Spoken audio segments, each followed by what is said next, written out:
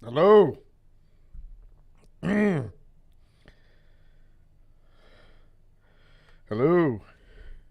Hello, hello, hello.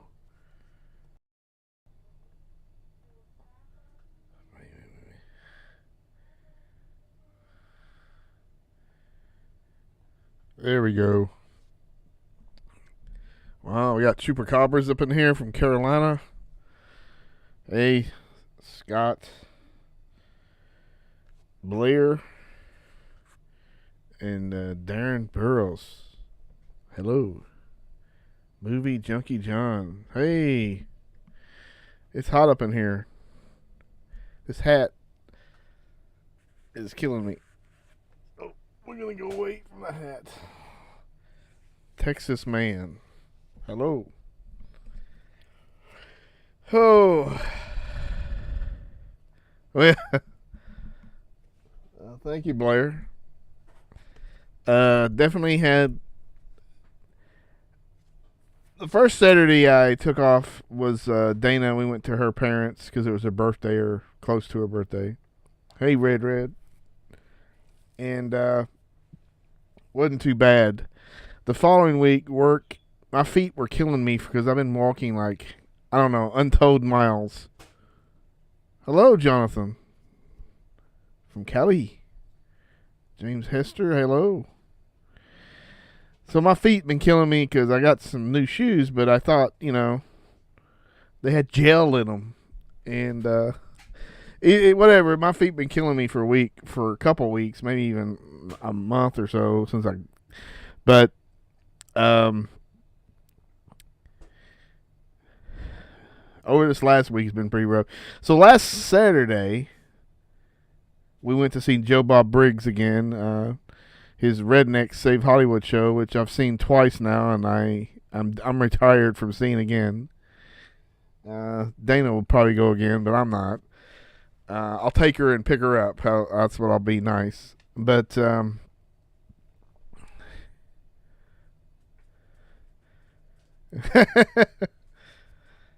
don't know how they're living in California. It's expensive.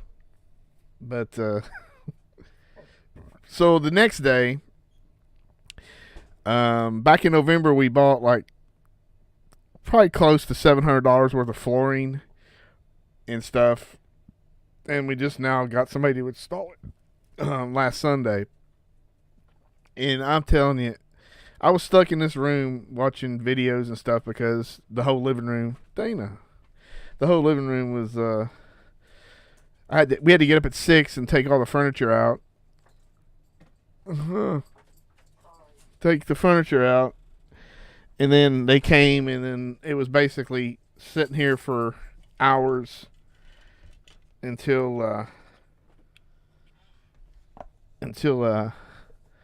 they got it done.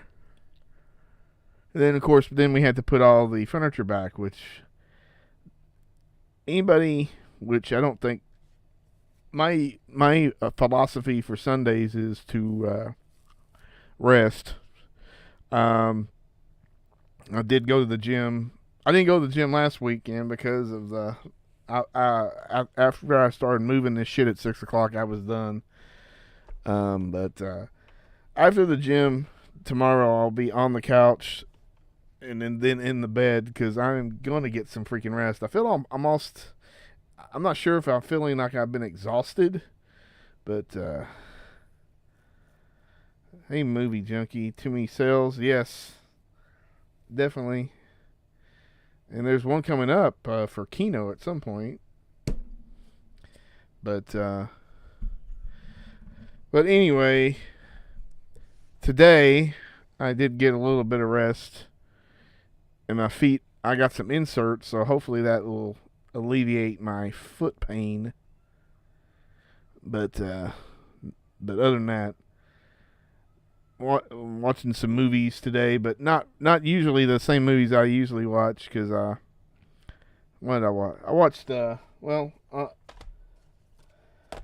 movie I just heard about, and for some reason I wanted to see it. It's called the Guarmore's The Last Druid. And it's from the director of The Ghost in the Shell, the animated movie. And this guy's made a couple movies. I think he made one called Avalon. And it's pretty much up-to-date. The graphics are a little bit better than this, but or I'm sorry, the special effects. Not a video game. But anyway, I got this for like $14, brand new off of eBay. And we watched it today, and it was like, it was pretty rough. It had a non-ending, which is kind of crappy. But I admit I fell asleep because I was so exhausted.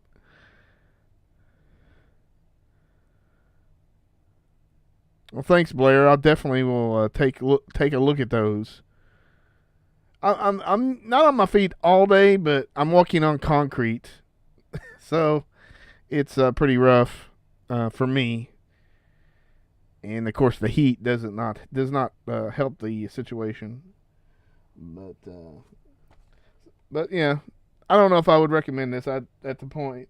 Lance Hendrickson's in it, but I don't know. Like I say, So I did watch. I hadn't seen this since the theater, and I bought on Amazon Dune, the new Dune 4K from the most recent movie was on there for like $13. So I got it.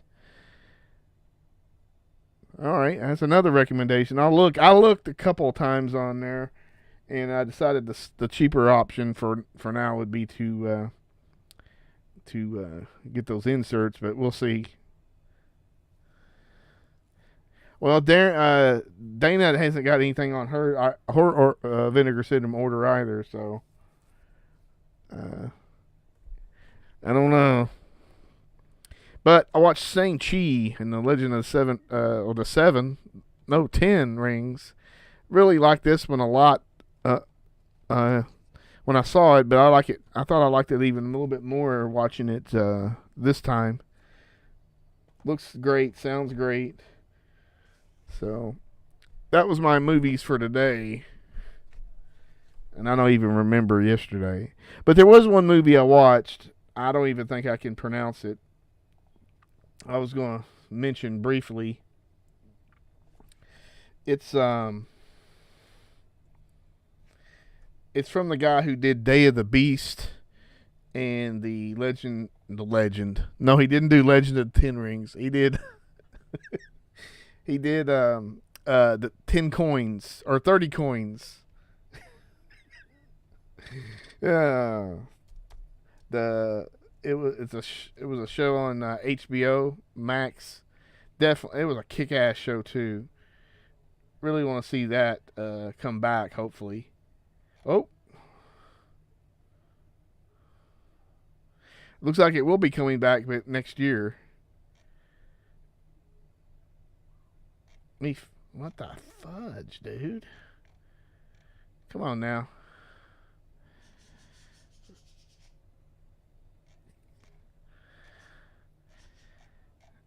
might have to rewatch it again because I watched it. I downloaded it, but now I have HBO Max.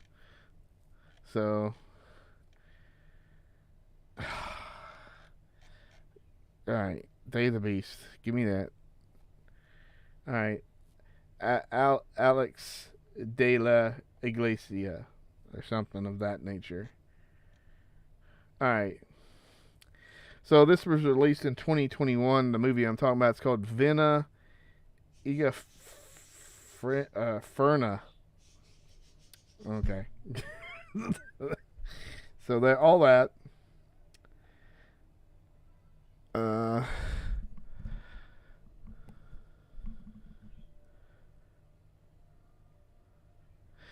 Yeah, it's gonna be a little bit.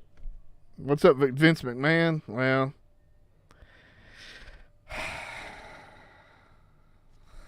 the genetic jackhammer couldn't stop him. So even at his old age, he's still fucking around. It's weird, but anyway, yeah, Jeff Hardy. He just needs to be locked up, so he doesn't get access to alcohol or pills.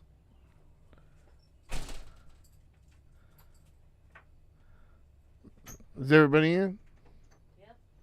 Why are you wearing sunglasses? You opening the doors. These, I don't know why I'm not wearing these. These are my Bruce Lee something glasses. I forgot what they were called. But any Ninja 3 with deleted scenes. I don't know. I think I got my first Ninja 3 Blu-ray and I never got the I think they re-released it or something, but but anyway, I don't know if I would recommend that movie. It's basically a bunch of these Spanish people go to Venice to party or something. I don't know if it's I don't know. But anyway, and there's some guy dressed up like a jester or something that starts killing people. So you're going out again, huh? Just for a second. Just a second? I'm getting rid of this tape box. Yeah. Lovely. Yeah. Nice light. Should I wait? Oh boy. Should I wait? No. Okay. Well, anyway. Here we go. Let's wait.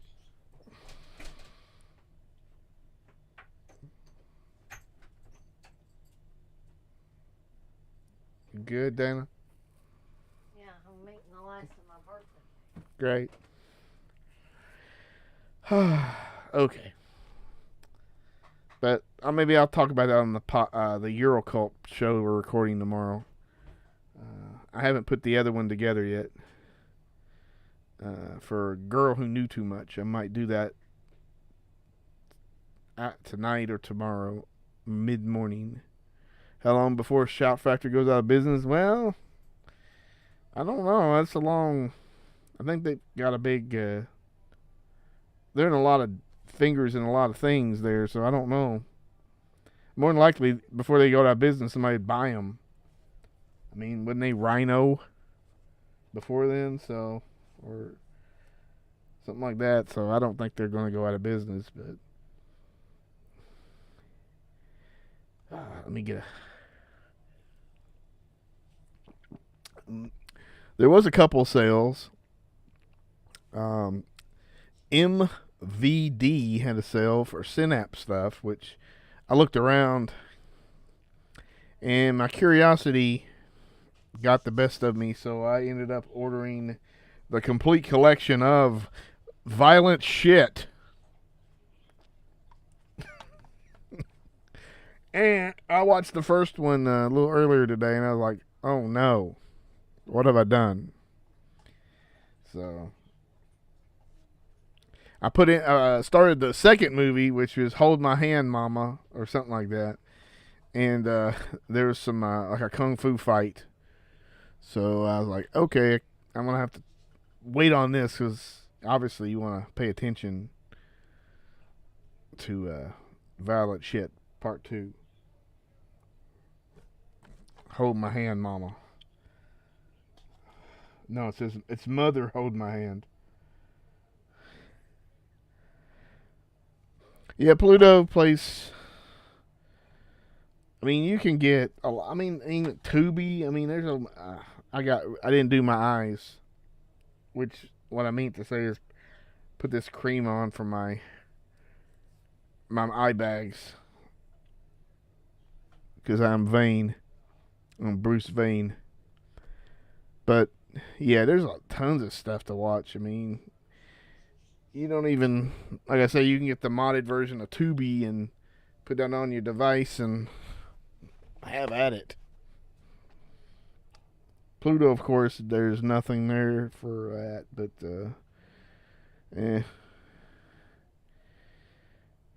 definitely go there to watch some of their. They get their UFO stuff. I go to sleep by watching UFO documentaries. And then coming up in a week or two, we're doing this tomorrow morning. Strip Nude for Your Killer, which I forgot. The main guy in this, I completely thought he was another dude. So I don't know if that's a Mandela effect or bad memory. You decide. But, you know, pretty good.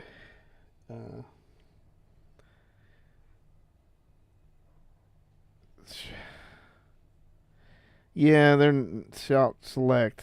Not too many sales there.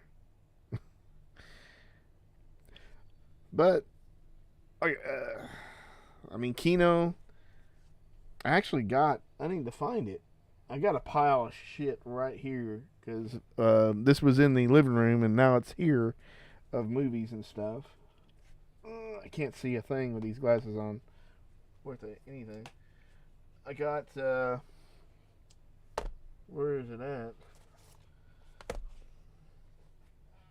you haven't seen the Cold Prey and Cold Prey 2, I'd highly recommend them. This one is a homage to Halloween 2 with the hospital setting and stuff. Really, really good stuff. What? Huh? Homage to Halloween 2. Yeah. Is there a problem? Yeah.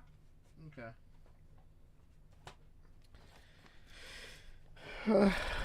Did get the Batman, which I have not yet watched. This was down to $14 as well, $13.99 last night in Soho on Amazon. So I was like, I got to get this. A few dollars more, 4K. I doubt this is going to get below $20, but who knows? Yeah, Scott. The one I haven't watched or watched, at least as far as memory is the third one, which is a prequel kind of thing. I did watch some of it, but man, I can't recall much. One, I did get this because I messaged them as like, hey, I heard it sold out, but where's my copy at? And they said it's still processing, and then I got a thing about it being shipped. I only watched they call her One Eye because I'd never seen that version of it. But, now the film, I don't know, man, very grainy, but, I don't know. I mean, I like to have the non-porn version, even though this is really kind of a cut up, and I think it's got maybe different music. I'm not sure, but I'll check this out at some point in a month or two. I still need to watch that, Scott. I need to watch the Psycho 4K. I haven't watched it. Want to. Obviously, want to. Ain't enough time in the days, and I ain't got enough vacation to do it. Let's see here. Oop.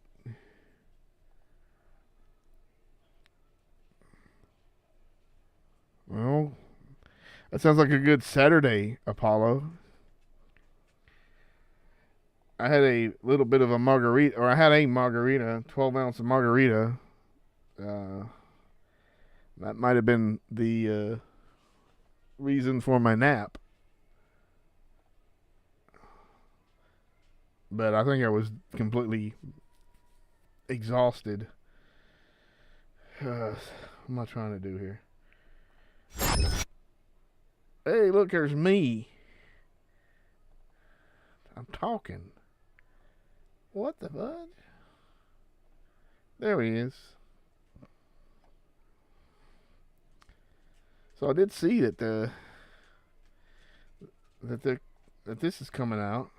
Blowout on Criterion. Well, I guess you get Murder a la mode. Ooh.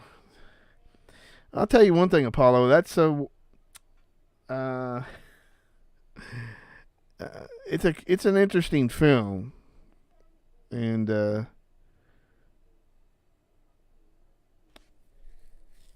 don't know. I don't want to spoil anything, but I mean, I'm not gonna take anything away about the movie. It's just that you're surprised some movies get made with certain context, but yeah. What is this? Those redheads from Seattle, huh?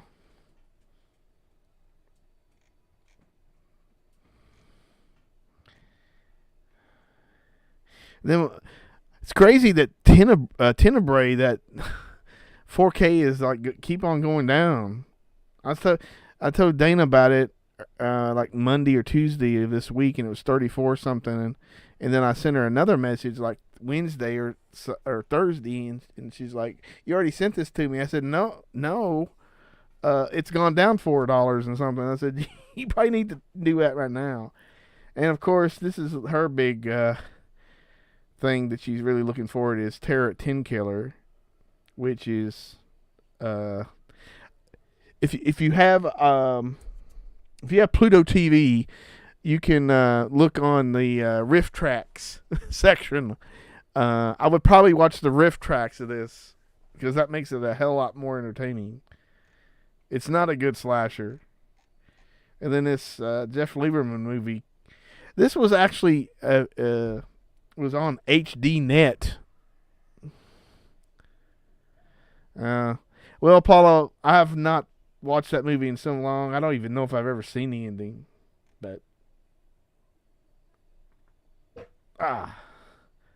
But it's Satan's Little Helper is a pretty good little movie. Hopefully they ain't going to charge you $48 for it. No, just $30. So if you're patient, you can get it on sale from MVD in the future.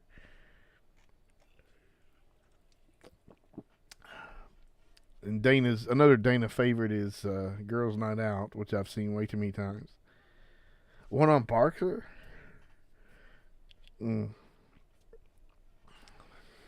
See, I'm afraid that all these are going to come out on another Shaw Brothers set. So I did get the Whip in the Body, the last Kino sale, but I have not watched it. They actually showed Whip in the Body on USA Network. I think it was called What, or is another title for it, which is ridiculous. Now I want to see Blowout. And then I mean, there's a lot of these you could stock up for Halloween. It's definitely Black Sabbath and Black Sunday and another. Yeah, I need to watch it. I just that would have made a good movie to watch today, but no. Another thing we covered a little while ago was $5 for August Moon. A little uh, kind of a little like throwback to Tin Indian kind of murder mystery. Yeah, there's Scott. He's got the dang Commander USA show up on YouTube. Yeah, I remember. Yeah. Ain't it crazy that it's like we'll watch shit like that on YouTube now, and then when we were younger, watching it live on those channels, definitely the commercials I would fast forward. Now it's interesting to watch the commercials. Do you have a favorite non-horror film? Um, I I guess the only thing about the favorite movie is that to me it has horror overtones, or kind of like not horror overtones, but kind of like themes in it. To Kill a Mockingbird, there's something about that movie that I really enjoy, and I just think the whole movie's awesome. And just because I grew up in a small town, stuff like that. No, Red, there's no vomiting. It's a Jeff Lieberman who directed Squirm and Blue Sunshine.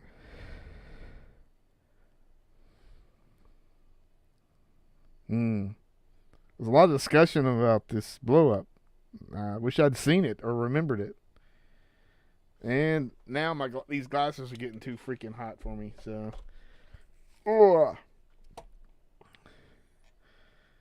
there we go. Let me find. I can't remember this dude's name. Dante Tomasini. I remember. I think I've seen this one, and I saw that one. He's got a movie just called Horror. But if you haven't seen To Kill a Mockingbird, it's really good. And I'm sure the Blu-ray. I've gotten multiple versions of it. I got like a DVD book, and I got a Blu-ray book or something. It's weird, like a mini book, or I think they call it digibooks or mini book. Oh, downbeat endings. Now this is a good movie if you haven't seen it. With Drive. This premiered. I think it premiered on HBO back when it came out. Yeah, Raiders Lost Ark. Oh, shit. Oh, sure, Dirk. Yeah. Yeah, Blair, it was his Robert Duvall's first movie. Yeah, it's been a while. Definitely the work in between, the weekdays feel like a long time. I'm not a big fan of The Brain. Mystery Science Theater had a tour, and it actually came to Louisville a few years ago, and they had The Brain showing. I'm pretty sure, yeah, it was The Brain. And it's like, man, this movie sucks.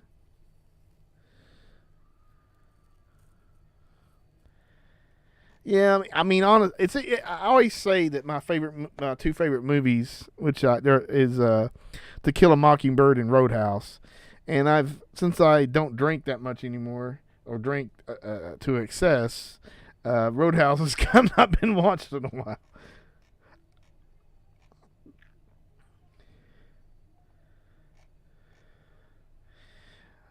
I am interested in seeing this Men movie, which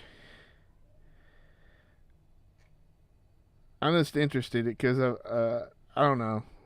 Is it going to be one of these ridiculous man-hating movies? But I wouldn't think so. But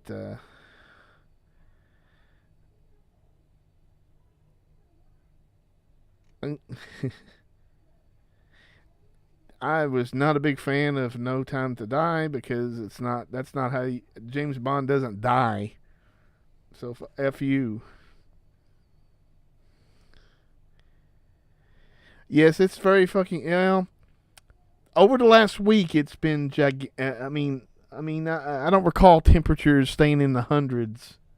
So luckily, it's down to in the 80s. Oh, Skull of the Abyss saying don't even your click.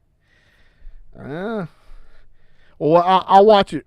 I'll cheat the system and watch it for free somehow.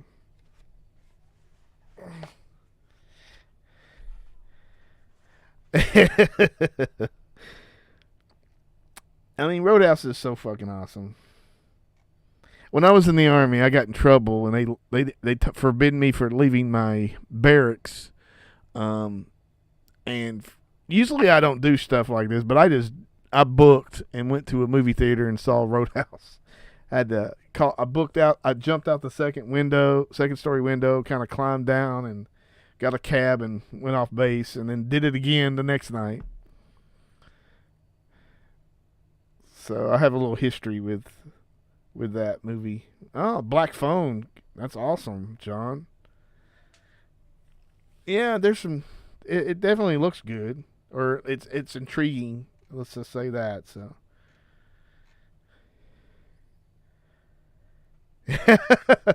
Mr. V, I don't know about gummies this weekend.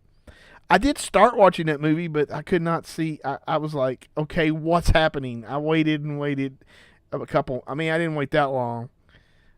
5 minutes or so, and I couldn't figure out is anything going to happen, and then I just moved on. So I want to see it, but yeah, there's no sales at the moment. Oh, Darren had some storms. They said it was going to rain, but it hasn't rained here, at least into a capacity of to cool things off. It did cool off yesterday. Really, it dropped like 20 degrees, which was very, very nice. So, I mean, apparently Mondo Macabre's got some really crazy things coming out. They have a Bollywood Horror Box Set. Now, they did release like 2 volumes of Bollywood horror movies, and I've at least got one of the sets. And man, if you've not seen a Bollywood horror movie,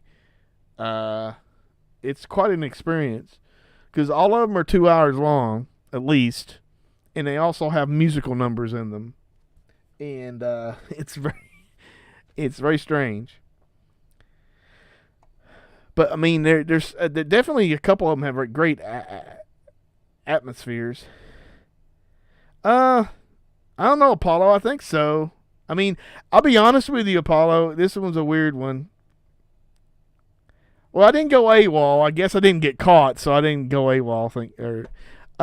Honestly, I'll be honest. When I was in the Army, and this was like 88, 89, because I was in for 2 years, and we watched Satisfaction, the Justine Bateman movie, over and over on HBO. That and Revenge of the Nerds 2. And we got the soundtrack on CD back then of Satisfaction, and that was we just liked it, but it was great. I wonder if, I doubt it, Carolina. I don't know, maybe, but definitely both of those are really good. Lady Terminator's insane, and yeah, I've seen The Killer Is Still Among Us. I have to admit, I'm not a big fan of that one. Tom Arnold's in the house. All right. We get celebrities here, guys. That used to be married to Roseanne. Do you think Garrett can handle Ebola syndrome? That's going to be interesting to see. We will see how he likes some of that.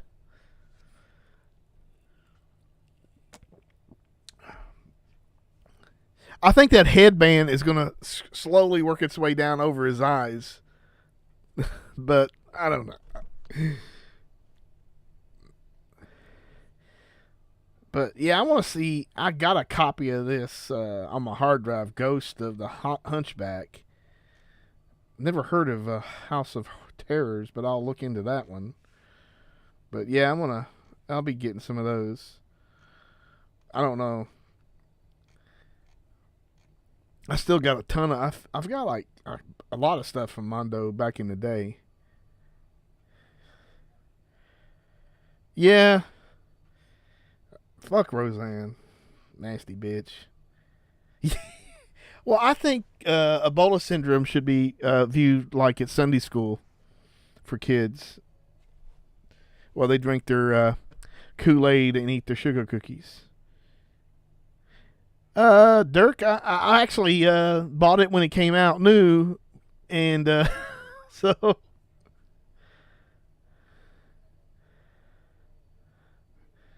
yeah, I've seen that. I mean, Orgasmo is my favorite of those. I don't know why, but it's just insane. And there's a similar movie that came out later. So, was it called like Oasis of Fear? I think is one title. And Dirty Pictures. It's almost the exact same movie with a twist. Yeah. Well, yes. I'm going to leave it here for a few more minutes.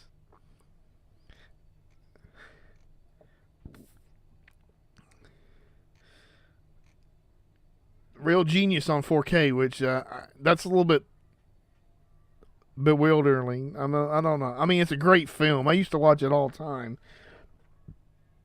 I haven't watched it in a long time. That's back when they thought, you were in IT or, like they were in computers and all this other nonsense. And you had to know all these ridiculous things. Nowadays, like me, I don't know nothing and I'm in IT.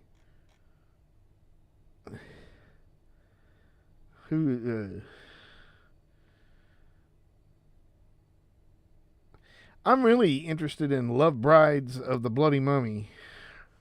But, oh.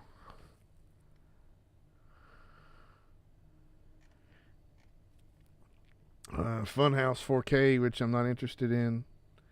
I'm good with the Arrow Blu-ray I got years ago. I had to email Arrow or something to get one before they released it over here in the Shop Factory. There's the Tenebrae.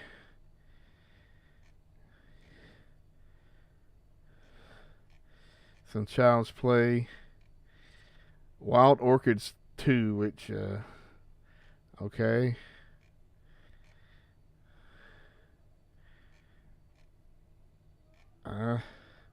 There's another thing. Massacre Video's having a sale 4th of July. We'll have to see how good that is.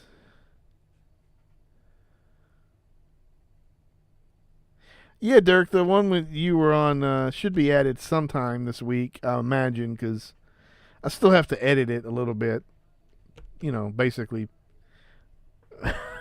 put the beginning on in the end. So you get 30% off. 3 long-awaited titles. I'll have to look into that. Yeah, that's right, X-Ray. Well, I mean, shouldn't be too much longer, right? Till they announce another Giallo set for, was it Vinegar Syndrome? What the fuck? How Does It Kill, a great USA Network movie. And I'm not interested in this, but I mean, I don't think they can make that movie look any better than the Blu-ray. It's, there's certain things about certain types of movies, they just don't. I don't know how you would make it any looking better. So, yeah, Grindhouse Video's got a sale on 50% off. Whoa.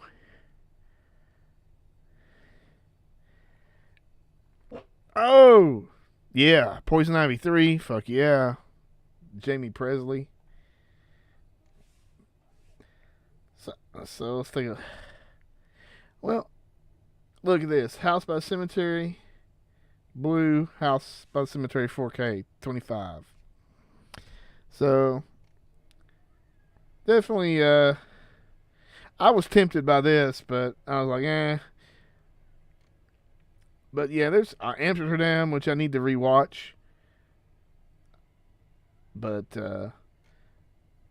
I don't think I've ordered from these guys, but I'm pretty sure they're good to go. Another good one is the Bloody Muscle Bodybuilder in Hell. It's kind of like a Japanese, kind of an Evil Dead-ish type of movie.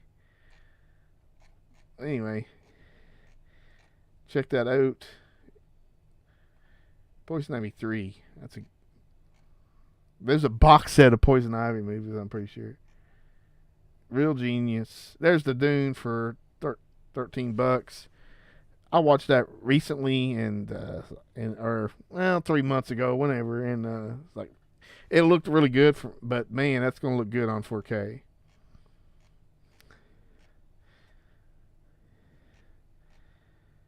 Some more Aces High. Yeah, thanks. Raw Nerve.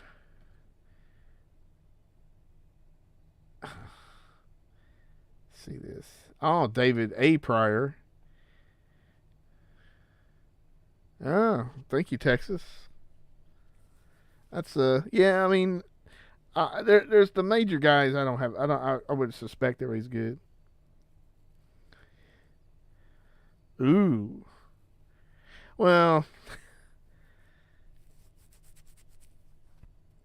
those are some crazy times when all that shit came out.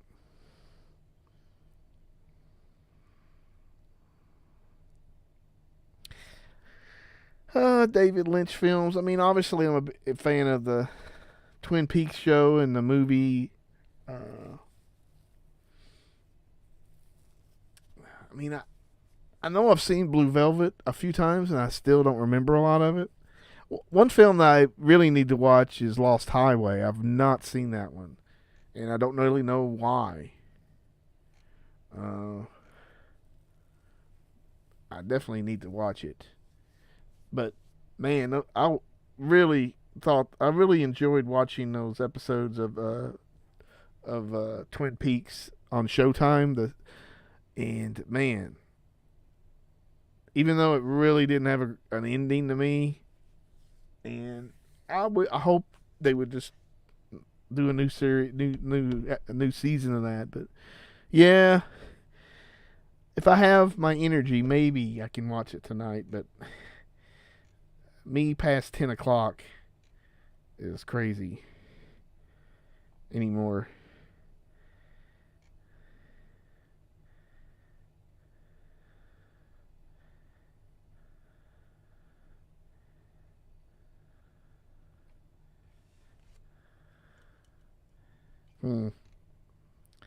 Another one I haven't seen is that Inland Empire.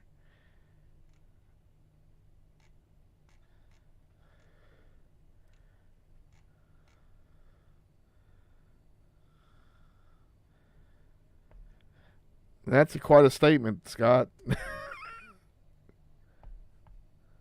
Yeah, I mean, I don't know if I'd ever like any of, but there's some, even Lynch's Dune is kind of, it's so nuts as far as the tone of it and stuff. But I mean, I still kind of like it. I like that real crazy long TV version, but yeah, even the newer one had the same themes, except of course they split them into two. I'll take your recommendation, Chupacabra, if you will. This is a perplexing one that we were talking about, of how are they going to clean this up, but we'll see. I'm not really super big. I think I got this on DVD somewhere, and it's from VCI, and I'm okay with it. I was surprised when we had a TV station in my local hometown of Campbellsville, Kentucky, and they actually was showing all kinds of weird movies and TV shows. And they showed this, and I was like, I can't believe they're showing. I mean, it's not violent in any way, or it's PG. It's not crazy, bloody or anything. But man, that was a strange Trancers 4K, which is insane.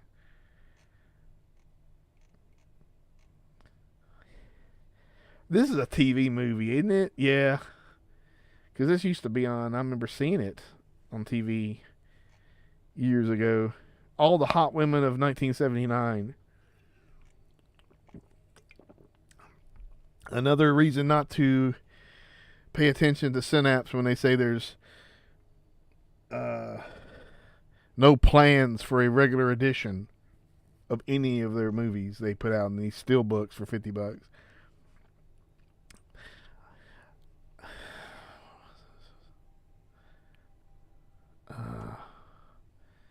Something about if you haven't seen this, man, Brotherhood of the Wolf is awesome.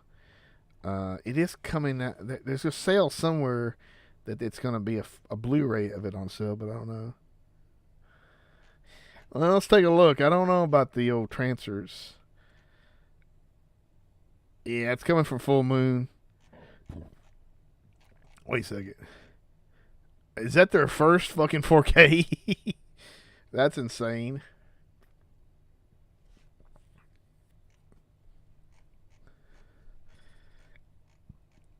I will admit, maybe I'm crazy, but I thought some of their Blu-rays looked really good. But, you know.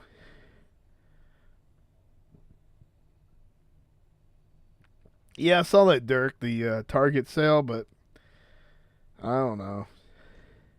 Since I spent $1,000 on putting wood down, I'm not like jumping on any sales, at least at the moment, maybe in next week. Yeah, X-Ray. I thought, I would expect more. But that's a hell of a movie with Monica Bellucci. But and that's back when all the French were getting into kind of like that parkour stuff, like District 13 and shit like that. Or maybe I'm a little bit off on my dates, but who cares? But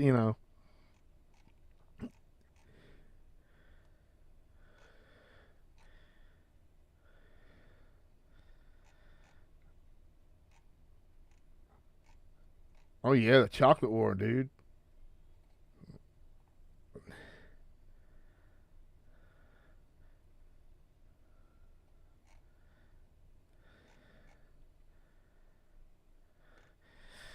So I was tempted to get Faceless on 4K, but I said I'll just wait because that's not selling out. Another sale, the next sale. Boy, Conan release. I'm not that excited, but I mean I'll watch it at some point. Black Phone.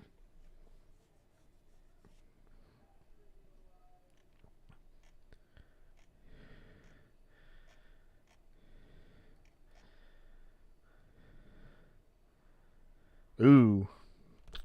Well, I got a DVD of it, so it's not. It's not like the greatest movie in the movie, but I'm not spending $43 on that. I'm sorry. You're just gonna have to lower that.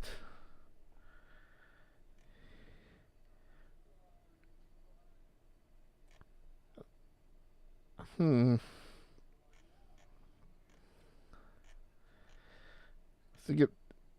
you can only get Trancers 4 on Blu-ray. I mean, what the hell?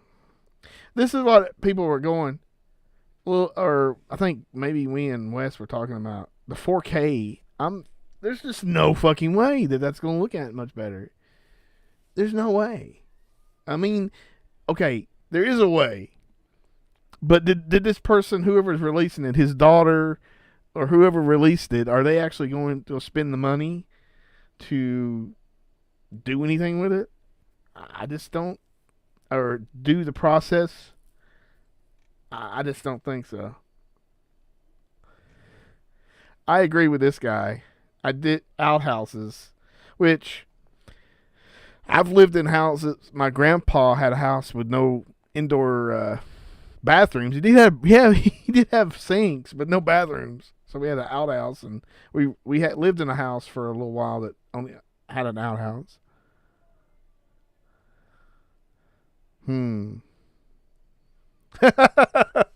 That'd be a great day, Apollo. Hawk the Slayer is a freaking great movie. Speaking of Lost Highway, looks like they're having a 4K of it over in the UK.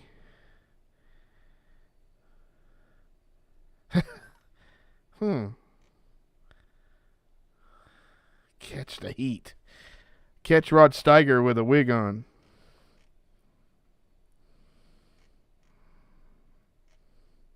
And I don't know what I'm doing wrong, but the last couple orders with Severin specifically, I've not somehow it's not included my address in my order, which I'm paying through PayPal, and I just don't understand. But I don't know what to do about it other than I don't add a note. I don't know. But they messaged me or emailed me earlier today about you didn't have my address for the order, and I sent it back and they got it. So I'm hoping that means they'll ship it out and I'll have it before next weekend, which I only got Night of the Demon, and Dana wanted the Bloody Moon with that ridiculous slipcover. So I was said okay. And I'm ordering. I'm going to get that 4K of the first 3 Police Story movies. Obviously, I'm a big fan of Police Story 3. I think the first one was the best, but this one has its kind of its own thing. What? Oh. I don't know. I thought you could just get, but I'm going to get the whole thing, get the whole set.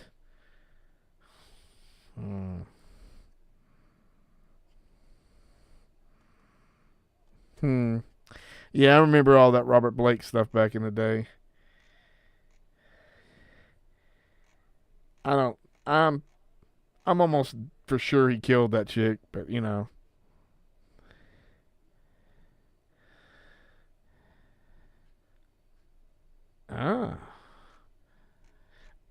Definitely another great movie, man.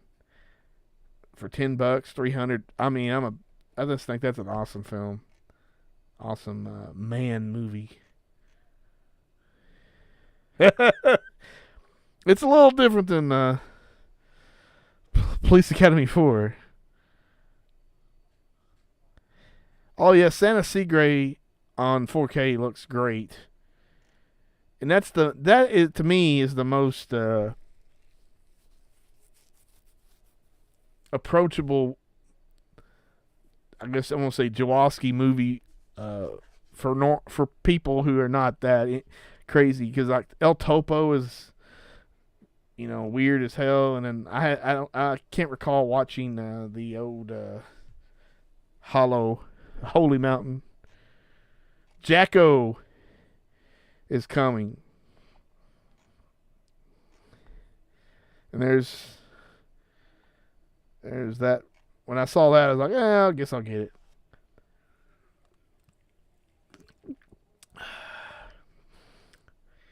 So I mean, they had some good titles. I mean, I think you got this for like $30-something, the Demons collection, and they had this. Let me see if I'm pretty sure that it is over. Yeah. With titles like these. Whoa, Scott.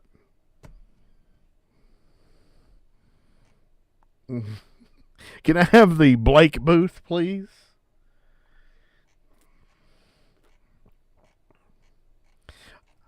When am I going to get White Chicks on 4K is what my big question is.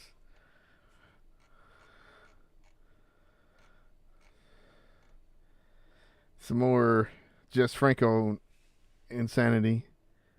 Sinful Dwarf. It's pretty good exploitation. And I find it's kind of wild that the dwarf was like a kid TV host or something. I mean, he was like in a kid program or a program for kids. It's kind of just insane that, no one thought that was I mean, I was just wondering if that would have messed up his whole career. But it's a pretty definitely, if you're looking for exploitation, that would be a great movie to go to. And there's some libido that's coming out from Severin. I saw it. I think I have. I don't know. I think I have a hard drive, like a file of it, but it was on Jallow Realm on YouTube. They had a copy of it. Then Fingerprints on the Moon, which I am not sure I even like that movie, but I'll probably rewatch it.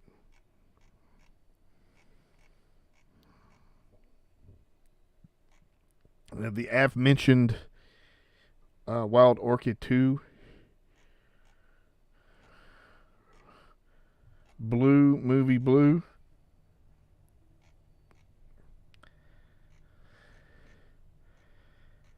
I need to watch that Nick Cage movie, that most recent one, Forever Evil. Jeez, how many times are they going to release this?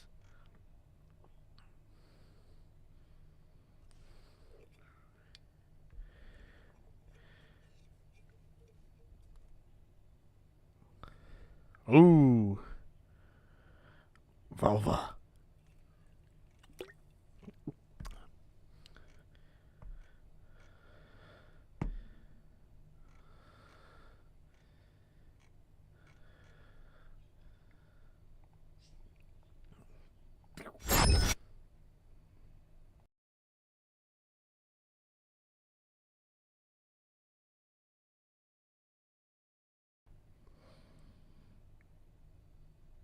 Oh, God. So there's going to be 50 more Jess Franco movies on Blu-ray. Maybe we'll get some, what's her name? Linda Romay's pubic hair in 4K. Lord. Yeah. I need that. There's Dana. I got to go. I got to go to the bathroom. Steve's got to go to sleep. Look at my eye bags. They don't look that bad. They look pretty bad to me. I'm gonna put my Bruce Lee glasses up. I thought you didn't like those. Well, I'm liking them now for some reason. Steve's feet. All right, Dana's time starts. She's on the clock. I'm on the You clock. can have Dana go over her in-depth review of. No, I didn't even pay attention to that. I can't talk about that. Violent shit.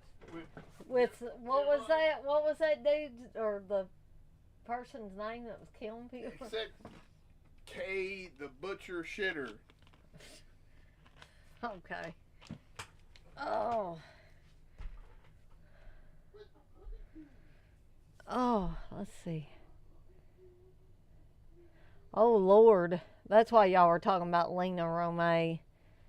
David Gregory bought the rights to 50 more Jess Franco films. Oh. Well, Bloody Moon. And I guess Faceless. I guess that was the other one that was halfway decent. But that other stuff, I don't know. Hey, Texas. Hey, Darren. Carolina Chuber, you say, I have yet to find a Franco film I liked. Even Bloody Moon put me to sleep. Really? That's... Steve's singing about Reggie back there. I don't know. That's very distracting. Oh, I'm sorry, Hammer. Now he hurt Reggie. Did you get him under his legs or something? I think his paws. Wrist. Oh boy. Well, this is very distracting. Now Sammy's barking and stuff. So, but yeah, Bloody Moon was. I guess that's my favorite Franco film of. Was Sex Demons? Was that Franco? Yes. I guess I enjoyed that just because of how outrageous. Well, we saw it in Texas. So. Yeah, and we saw it several years ago when we were in Austin, Texas. 10 years ago. Well, several. I said several. That's been several. But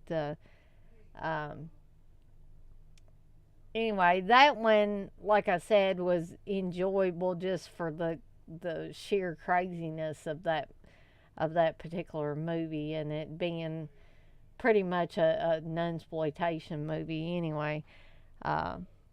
But yeah, Bloody Moon is probably my favorite though.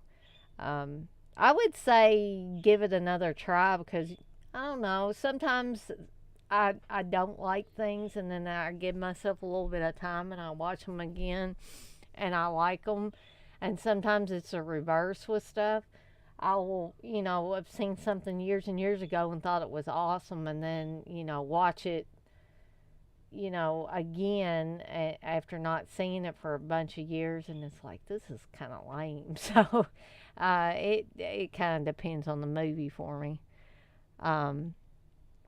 Scott, you say, hey Dana, cool picture you took with Darcy and Joe Bob. I'd love to meet them in person at some point. Yeah, if you ever get a chance, Scott, I would highly recommend that. I know I heard Steve say earlier that, and he's already told me this. He says he's reached his limit on going to Joe Bob's How Redneck Saved Hollywood show. So if I want to ever go again, if he comes to Louisville again, I'm gonna have to take somebody else with me or something if I don't want to go by myself. So, but I was talking about this the other night. Steve wouldn't really cut my hair off because he likes it long. Anyway, but I don't know what he's doing back there. But anyway, the other night when I did kind of an impromptu stream, I was talking about meeting them again. That was my second time meeting Darcy, and my third time actually meeting Joe Bob. Like, I went to the How Redneck Saved Hollywood show twice, and the first time I met Joe Bob was at a Days of the Dead convention, I believe in Indianapolis.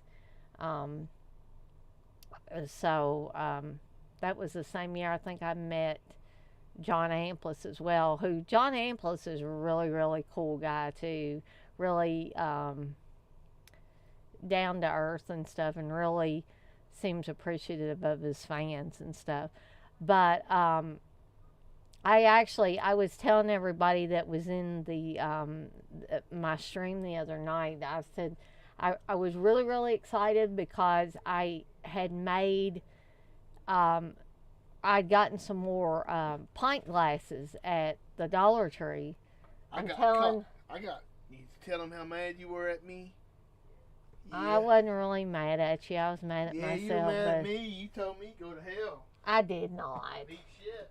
I did not tell Steve that. But anyway, I was really excited because I made I put stickers on a couple more pint glasses that had Darcy and Joe Bob and Ernie, and the Last Drive-In logo that you see if you watch the Last Drive-In on Shudder. And I put the clear Mod Podge on them, and they turned out pretty well, and I was just so excited. And I put them in a box, and I wrapped them up good with bubble wrap and everything. I was really super careful. I put them in the floorboard of the vehicle, because anybody that has ridden with Steve before, hold on just a second. Oh, I guess that's Reg.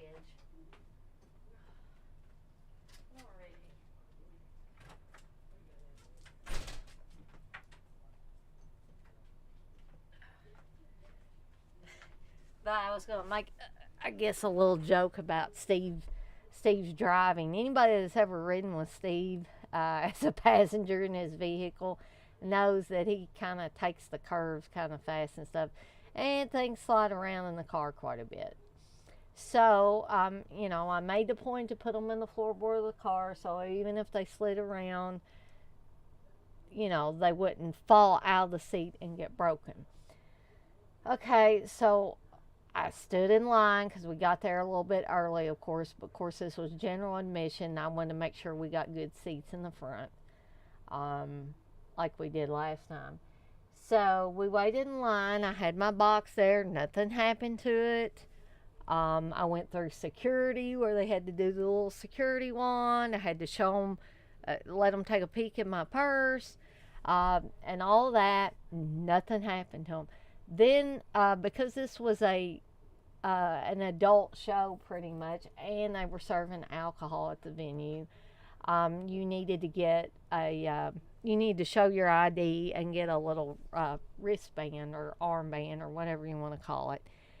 And so at that point, I don't know what I was thinking. I guess I was you get kind of nervous sometimes at these things and stuff till you actually get to sit down and the show starts and all that. And so it was just one of those things where in between me showing my ID, putting my ID away, getting the armband on, the box slipped out of my hand in any event. And I'm sorry, this is such a long story to get to the point.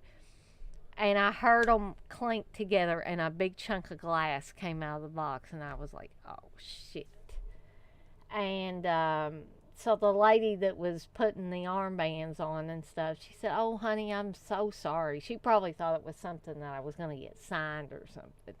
But I was just crushed because, I'd went, it didn't take a long time to make these, but I was so excited to be giving them to them in person and everything, because Darcy had already purchased an Ernie candle from me from my Etsy shop, and I had also sent some stickers for her and Joe Bob in there, and then I was going to present them with these pint glasses, and now unfortunately one of them was broken, and there wasn't anything I could do about that. So I picked up the big chunk of glass that popped out so nobody would cut themselves on it, step on it, or anything like that. And gave the guy my ticket. In the meanwhile, Steve had already gotten a seat in the front row, or gotten us seats in the front row. And so he didn't know about my little snafu until I got to my seat. And I was just so upset, and I threw my little baby, not a fit. It wasn't like a screaming, crying thing, but I acted like a baby and got upset with him. God knows why. I don't know why. It wasn't his fault that the glasses got broken, or one of the glasses got broken. And finally I calmed down while I was waiting in line to meet Joe, Bob, and Darcy. I even asked Steve if I should maybe just go ahead and try to give them the one, and take the broken one out, and not even have that in there, and kind of explain to him. And Steve was like, no. He was like, don't even do it. And so other than that, it was really cool when I got up there to meet him. I bought a Last Drive-In poster and another t-shirt, even though I told Steve I wasn't. I think I had gotten all the shirts that Last Drive-In related that I was going to get, but then I saw the one that looked like the Army of Darkness set up, that had Joe, Bob, and Darcy and Ernie on it, and so I got that, and I got a Last Drive-In mini poster, which I had Darcy and Joe Bob sign, and also got my picture taken with them. But the highlight for me was I told Darcy, I said, I'm the one that you bought the Ernie candle from. And she's like, oh my gosh. And she was thanking me for the candle. And I mean, I was going to send her one for free anyway. Excuse me. But before I could do that, she actually bought one from my Etsy shop. So, but I sent the stickers to her free. And my plan was to give them the pint glasses free. And so I'm going to make another one to replace the one that got broken and probably send it to the Shutter address, so that they can hopefully get them. Or I don't know if I may change my mind, and since I've got Darcy's address in California, I might just send them to her. I don't know yet.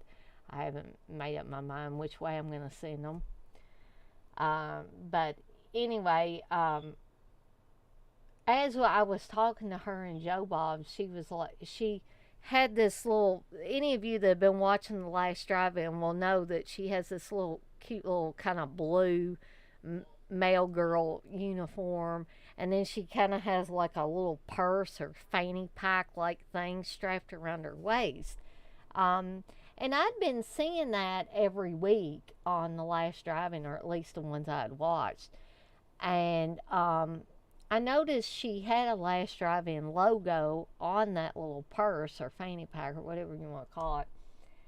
And I thought, gee, that looks like the stickers I made with the logo on them.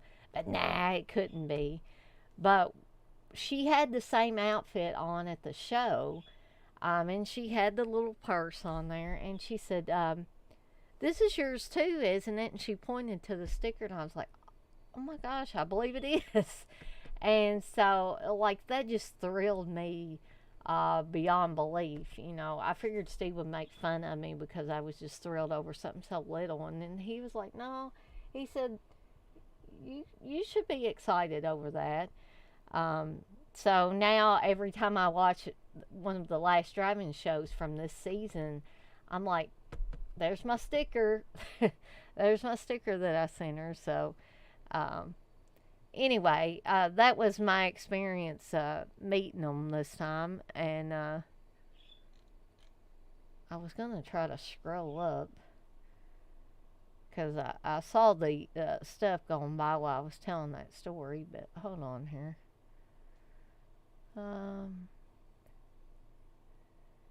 Dirk, you say, hey Dana, missed the live stream but listened at work. That's awesome, that experience with Darcy. Yeah, it really was for me. I mean, I was really, I really enjoyed every time I met them. But this time it seemed a little more personal to me. And you say, yes, but Bloody Moon is by far Franco's best film, in your opinion. Yeah, I agree with that as well. Movie Junkie John, you say, I need y'all's type of shelving. I'm out of room going left to right. Need to stack. Yeah, actually, speaking of that, I was rearranging my movies today, to make more room, and I was shifting. I've got two shelves. I've got a shelf over here and a shelf over here, and I was shifting some on the shelf that's over here you down. You were shifting shelves? Yes, dear. I'm shifting shelves, everybody. Oh, gosh. But anyway, to make more room to put stuff in. Steve, how do I make this big again? Because I've well, because you're on the web. You're on a web page, not the actual program. Oh, okay. There we go. Thank you. But anyway, yeah, the shelving right back behind me, that's just Steve stuff. And Steve made those shelves himself. I can't remember if he got the idea off of YouTube or where at this point, but yeah, that's all his stuff pretty much over there. I think one of the bobbleheads there on one of the sides of the shelves, the ash from Army of from Army of Darkness is mine, but basically those other bobbleheads are Steve's. But the majority of that stuff on that back shelf is Steve's. And then unfortunately you can't really see my shelving. But mine's not quite as elaborate. Mine are already pre-made and stuff like that. Mine is stuff you would buy at the store. You'd buy at Walmart or get from Amazon or whatever. Dirk, you say, yeah, Hereditary needs a deep dive, Dana. Does it? Oh, Lord, I promise I'll get to it. Let's see. Movie Junkie John, you say, did he end up with Eastbound and Down? LOL, he did with the one I went to. Actually, yeah, pretty much, because the last thing he talked about was Smokey and the Bandit. Everything that he talked about before kind of led up to that. So, yeah, I guess you could say that. I think, the last show, the last How Redneck Saved Hollywood show I went to was in February, right before the pandemic got really, really bad. And so I don't remember like word for word what he said at the first one, but I did notice some slight differences in the routine. I don't think Joe Bob does the same exact routine every time. I think it varies a little bit. So it was still enjoyable for me even seeing it a second time. Blair, you say, did you watch Monday Night Jaws with Uncle Bill? Do you have a favorite Jaws sequel? I did not. I wasn't in there, Blair, the night that Uncle Bill did that. I wish I had been, because I have fond memories of the original Jaws, especially. Fond memories of watching it with my dad, and still yet, if like I was visiting my parents and we were sitting around the TV and Jaws happened to come on, I can almost guarantee you my dad would stop there, no matter where that movie, what spot in the movie Jaws it was. He would just stop and start watching it, because that was just one of those movies that me and my dad loved watching together. And then when my brother got a little bit older, of course, he would watch it with us. I don't remember my mom sitting down with us that much. Maybe when Jaws, like, first started coming on TV and stuff like that, my mom might have watched it, but Mom kind of gets, bored of watching the same stuff over and over again. It's kind of like Steve, he doesn't get on me, but he kind of makes fun of me, because he was like, you're watching the same old shit again. You're watching these 80s slashers. Why you got to keep watching that over and over and over, and watching these really bad movies? And I told him today I just wanted to sit down. I don't think I'm going to be able to do it, because I was almost falling asleep before he called me back here to do my part of the show. And I just, I've been, as I told people my last live stream I did, I've been working from home basically the past 2 weeks, mostly because I've been sick. And I've been running a fever on and off, and the doctor told me that I could not go back to the office. Didn't say I should not. She said I could not go back to the office until I was not running a fever for 24 hours without fever-reducing medication. And the doctor's note that I gave to my supervisor kind of, leaves it open-ended. So if I keep having the fever and keep having the aching and keep having the low energy, then I would imagine this next week I'm going to be working from home too. But even though I've been working from home, I have a little more energy, but because I'm still sick, I still don't have 100% full energy. But the good thing is my supervisor told me to work from home as long as I needed to. She said literally, you can work from home as long as you need to. So I'm probably going to take her up on that. And I think Steve likes it, but not that I've been sick, but that I've been working from home, because that means he doesn't have to get out. He can just come home and stay home when he gets home from work. He doesn't have to go back out and get me and go downtown and get me and waste more gas and all that stuff. So all around, it's better for everybody. And like I said in my last live stream, I don't know why I feel this way, because I've been working for stockyards in the IT department, Stockyards Bank and Trust, for since about the end of April. But I feel so much more comfortable when there's not other people around. I mean, I miss the gang at the office. We have a lot of fun there. We joke around and carry on with each other, and there's a lot of camaraderie there and stuff. And now that there's enough people on the help desk, it's not so stressful. It's like not one or two people having to do all these tickets that come through every day. So it's more spread out, and it's easier on everybody that way. But on the other side of that coin, without having supervisors around, I don't know if other people feel this way, but at least in an office environment, every time I switch jobs, I always feel like the people are hearing how I'm conducting myself when I'm talking to somebody on the phone, and they come over and they try to help if they think that you're having some trouble with whatever the person's asking you to do. And that's cool, and I appreciate it and stuff, but then it just makes me more nervous. So when I'm working from home, there's not anybody hovering around me. There's no supervisor there. And so I just basically take every ticket I can grab. And then if I run into a stumbling block, I'll get on our Teams chat.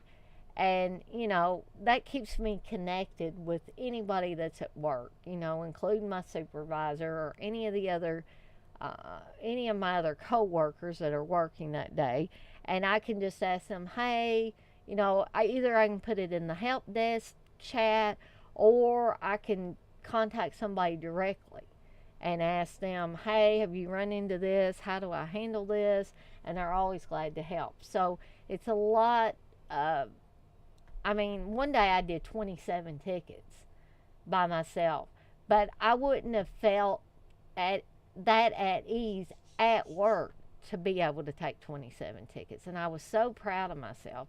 And even though I like that camaraderie of being in the office with my coworkers and my supervisor and everything, I almost wish that my supervisor would see how productive I am being at home and just tell me that I can work from home from now on, unless they need somebody to actually go out to a location with somebody else to work on some things, which I would totally understand that. But anyway, kind of got off on the work thing. But let's see.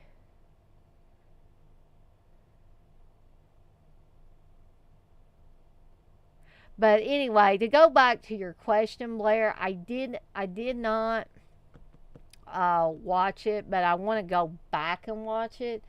But I wish now that I had watched it live, because of that memory that I brought up about me and my dad always watching Jaws anytime it was on. And you said, do I have a favorite Jaws sequel? I guess, even though some of the other sequels were entertaining, I think the one that's closest for me to the original and the style of the original is Jaws 2. And Jaws 2 has Keith Gordon on it, who I love Keith Gordon. I absolutely love that guy. And now Keith Gordon does his own, he has his own directing gigs, but he was an awesome actor. I liked him in Dressed to Kill. I liked him in Christine. I liked him in The Legend of Billie Jean. He didn't just have to do horror movies.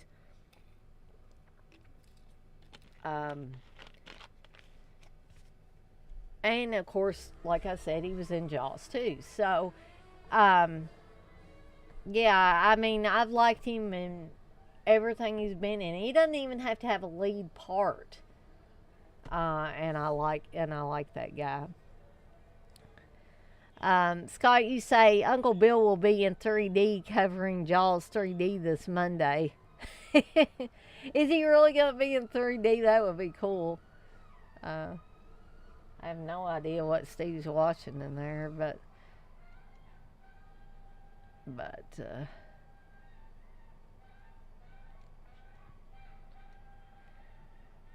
you say, Scott, I have enjoyed the other 2 episodes.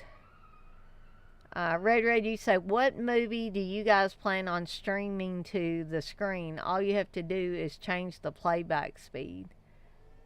I'm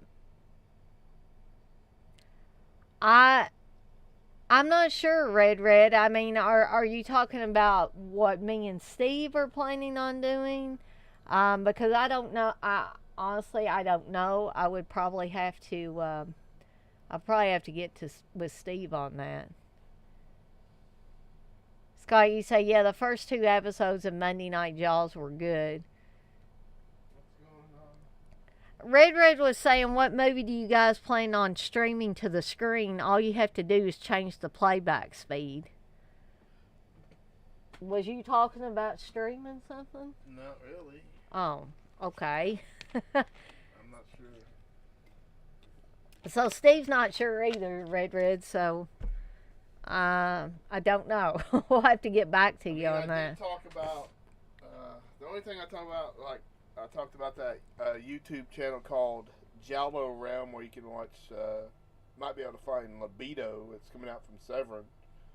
Oh. That's all I can remember.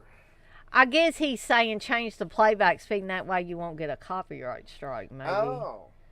I bet that's what he's saying. Well, maybe another time. See the big DEADPIT on Patreon tiers start at just $1. Yeah. No, Steve, is that in your contract that you have to bring that up? No, but he brings it up if I don't. Okay.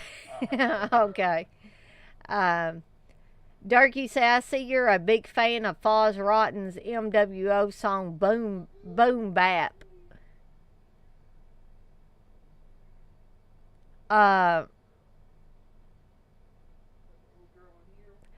Oh, hey Steve, was the Boom Bap song, was that what Wes used? Was me clapping? I don't know what the song was. Okay. Well, Dirk said, he said, I see you're a big fan of Foz Rotten's MWO song, Boom Bap. Probably. Okay.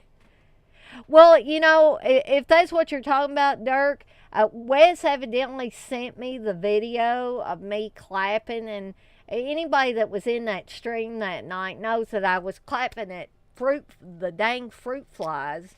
And so Wes turned it into some funny video. That guy, I swear.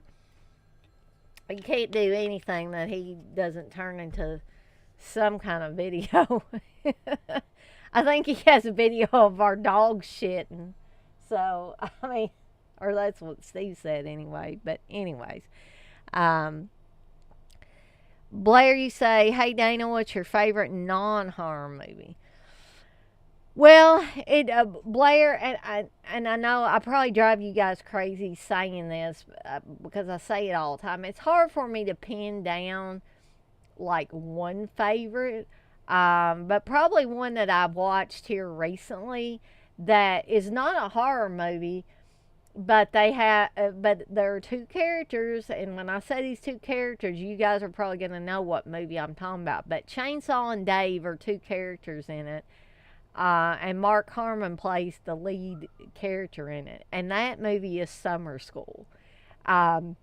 It's not a horror movie. I mean, it has these kind of comedic, kind of horrific things because Chainsaw and Dave are really into horror movies.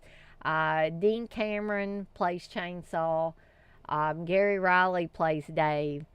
And I imagine many of you know who Dean Cameron is, and probably some of you, if not all of you, know who Gary Riley is. Gary Riley is also, he was one of the punks in Stand By Me. He was the thief who steals the money out of Steve Martin and John Candy's wallets in Planes, Trains, and Automobiles. And I'm sure there's other stuff that I'm just not thinking of right now that he was in. But I met both Dean Cameron and Gary Riley at a convention a few years back, and they were both really super cool. I love the picture I got with Dean Cameron. He was just a hoot. I love that guy. And I love Gary Riley too. They're both really, really cool people. So those are two other guys that I would highly recommend if they ever come to a convention near you or one that you're going to. I would definitely go up and meet them. Definitely worth it. Let's see. Dirk, you say, are you ready for the Kino Swoon June sale on Criterion in July? Dirk, it seems like I'm not ready for any sales anymore. Like they come up on me so quickly that Steve has to keep reminding me, or somebody has to keep reminding me all the time, or I forget. I think I heard Steve telling you guys about the I'm guessing it was the Tenebrae 4K, which I definitely wanted to get. Steve's not, he's not interested in getting it. He's happy with what, I guess a steelbook or whatever that he has. But I definitely wanted to get it because Tenebrae is, this probably will sound blasphemous to a lot of you Argento fans, but Tenebrae is almost like, it almost edges out even Deep Red as far as, I say almost because I love Deep Red. I just love it. But Tenebrae is so good, and in my opinion, that it almost edges Deep Red out of that top spot for me. And I remember watching Tenebrae for the first time back when IFC actually was the independent film channel. One year around Halloween, this is still when I was living with my parents. One year around Halloween, they were showing a bunch of Argento movies, and I think some other horror movies as well. And I want to say Tom Savini was kind of like introducing them. And I had not seen Tenebrae at that point. I think I had seen both Deep Red and Suspiria at that point, but not Tenebrae. And so I was really eager to watch it, and I was just like blown away by this movie. And I guess Steve doesn't feel quite the same way about this movie as I do, which is probably explains why he's not interested in getting this new 4K that's coming out. And I am, on the other hand. But yeah, to answer your question, Dirk, probably not, because until you said something about both of those, I wasn't even thinking about them. I think the last time I thought about Criterion was like, it was still winter time, or maybe early spring. And I asked Steve, I said, when's the next Criterion sale? And I think he may have said July. And we're already into June. We'll be at the end of June before long. So, if I'm going to get anything from Kino, I better get my butt in gear, I guess. Movie Junkie John, you say, Kino Swoon June. Oh, Lord, there goes more money for me. Yeah, I'm kind of trying to not make any large purchases. For a little bit, because I still have a dental bill that I'm paying on.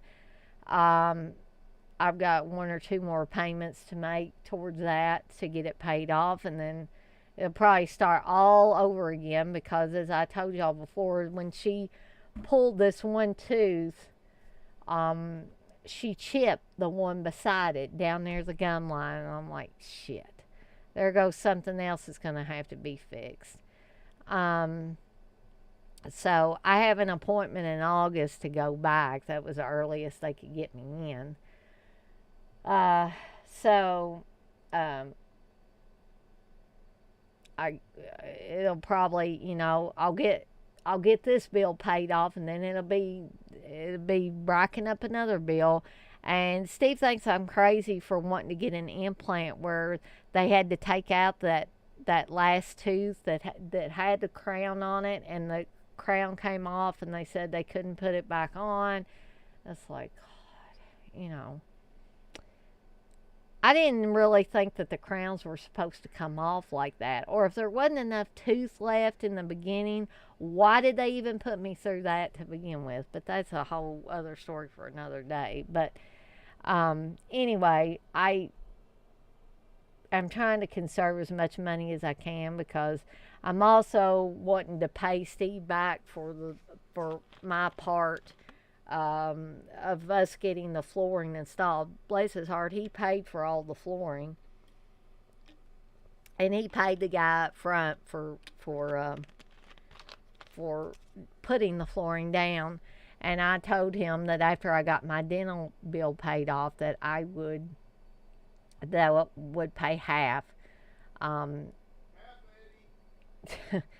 towards the installation of our flooring, which our flooring is just beautiful, by the way. I love it. I never thought I would be excited over things like that, and my mom always told me, you will. When you get older, you will. I mean, I'm still excited over movies and stuff like that, but now I also get excited over new things in the house. But let's see here. Dirk, you say, hell yeah, we need more sales. Texas, you say, yeah, Dirk, we're all going to be broke soon enough. Yeah, I would be broke all the time if I allowed myself to be, but I try not to.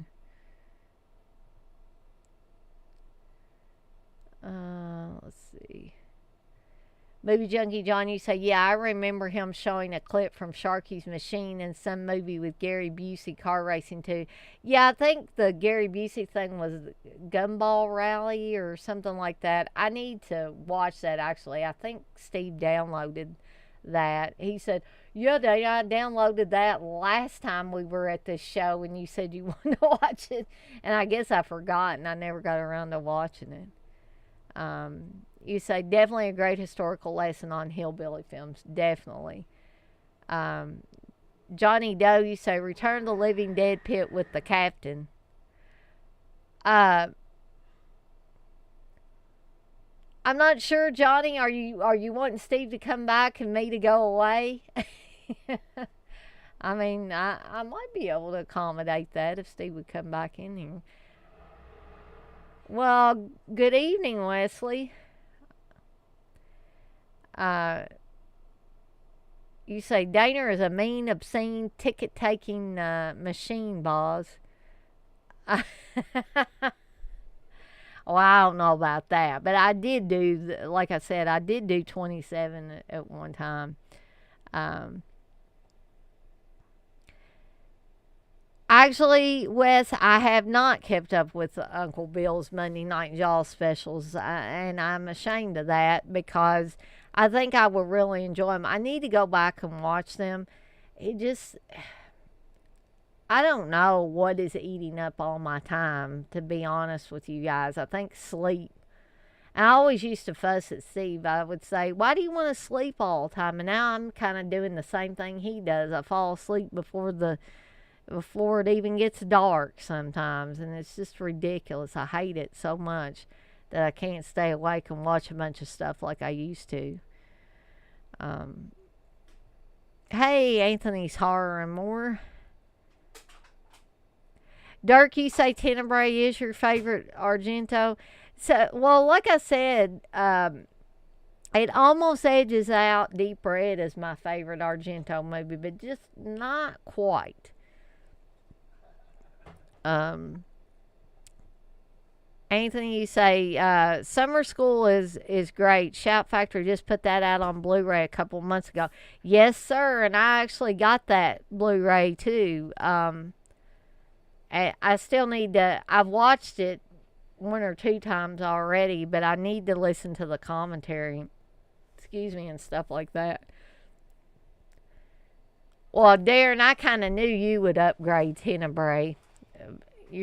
I mean, like I said before, you're a lot like me as far as like the stuff we like and the stuff we want to upgrade and stuff like that. And Steve's more of a, I'm not saying he doesn't like Tenebrae, because he does, but I think Steve's more of a deep red Suspiria guy than a Tenebrae guy, though, to be honest, if we're talking about Argento movies. Red, you say a Criterion collection that is a must buy is the Lone Wolf and Cub film series. Actually, Red, I think Steve got that a while back. I'm thinking that was a Criterion. You say the 6-pack is on Amazon for less than $100. Not bad. Wes, if you get excited when you have a good bowel movement, I'm kind of concerned about you. Movie Junkie John, you say, I watched Mutilator again last night. Forgot how country those actors sound. Definitely North Carolinians.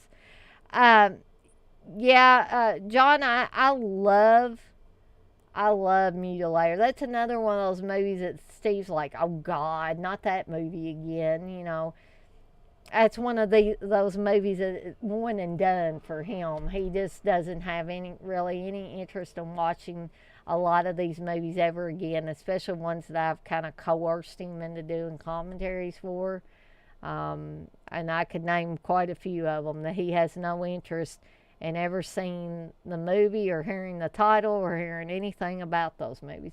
But he did get me a while back. He got me a Mutilator poster signed by Buddy Cooper. He actually talked to Buddy Cooper and asked him if he still had some of those posters in his garage or wherever he had them. But I think of course I didn't care, but I think Buddy Cooper told him that they had some slight damage or some little tiny holes in them. And the poster I got was actually the one with the title Fall Break on it. And Buddy Cooper had signed it to me. So that's one of my treasured items. And I was really thrilled that Steve was able to get that for me. Skull of the Abyss, you say, I can't stand the term hillbilly or redneck, but I do like a bunch of the hillbilly horror movies. Poor Pretty Eddie is a big fave. Yeah, I think Poor Pretty Eddie was actually one that Joe Bob talked about too. Wes, you say, Dana, have you seen Initiation of Sarah? If so, your thoughts. I have, Wes, but it's been so long since I watched it. I can't really give you any thoughts on it now because I'm drawing a blank. I just remember the title, and I do remember that I watched it, but it's been so long ago. I'm assuming you're asking because maybe you're going to be discussing that one soon.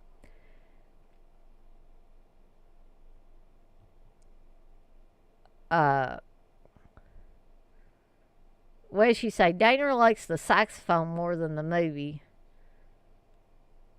The saxophone?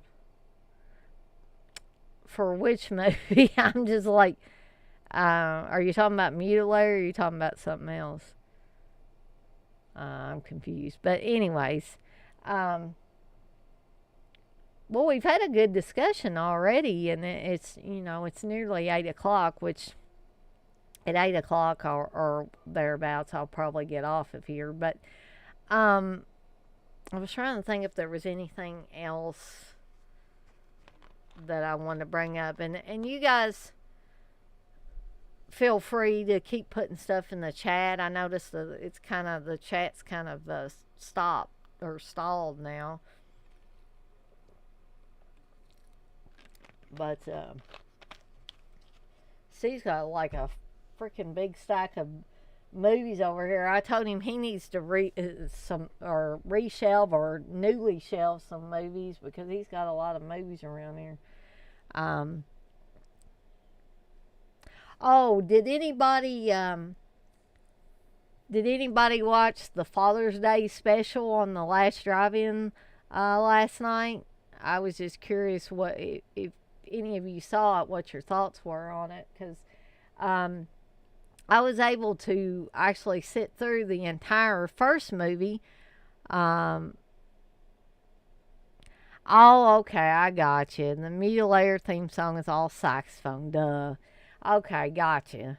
I do like the Fall Break song. It's kind of catchy.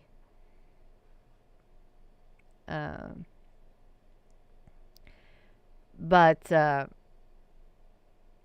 but I was actually able to make it through the first movie without falling asleep, which was the Stepfather and the original Stepfather, which I was really relieved that it wasn't that horrible remake. Or horrible in my opinion. But this was the Terry O'Quinn original classic with Jill Schoen, Shelley Hack. And I really enjoyed watching that one again. That's one of my favorites. And it just shows what a versatile actor Terry O'Quinn is. Because I've seen Terry O'Quinn in quite a few things. But I never watched him on Lost, though. I think it was Lost that he was on. Because I never really got into that show. But, you know, I've seen him on Silver Bullet. I've seen him on this, I think it was a made-for-TV movie, Right to Kill, about the Janky family. It was based on a true story about these kids who their dad was really, really abusive. He beat on the son and daughter. He beat on his wife. He was also verbally abusive to him. And the son and daughter basically couldn't take it anymore. And basically the son orchestrated the killing of their father when he came home after a dinner out with his wife. And pretty much the sister aided and abetted, or whatever you want to call it, her brother.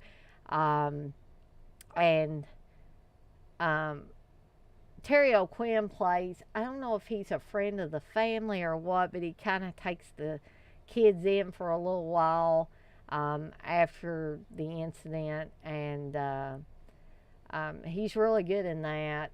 He was actually in a movie too, from 85 or so, a movie called An Early Frost, which I think there's more than one movie called An Early Frost, but this one was an early TV movie about the AIDS virus, and I had never heard of it before until I was doing some reading on.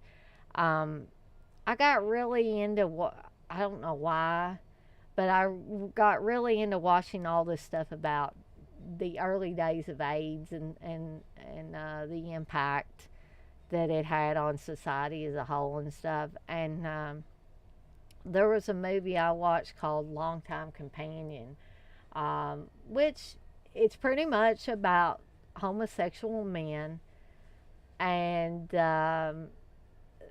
it's a group of friends, and a lot of the friends end up getting AIDS and passing away. But anyway, after I saw that one, which is actually a really good film, it's sad, but it's a really good film,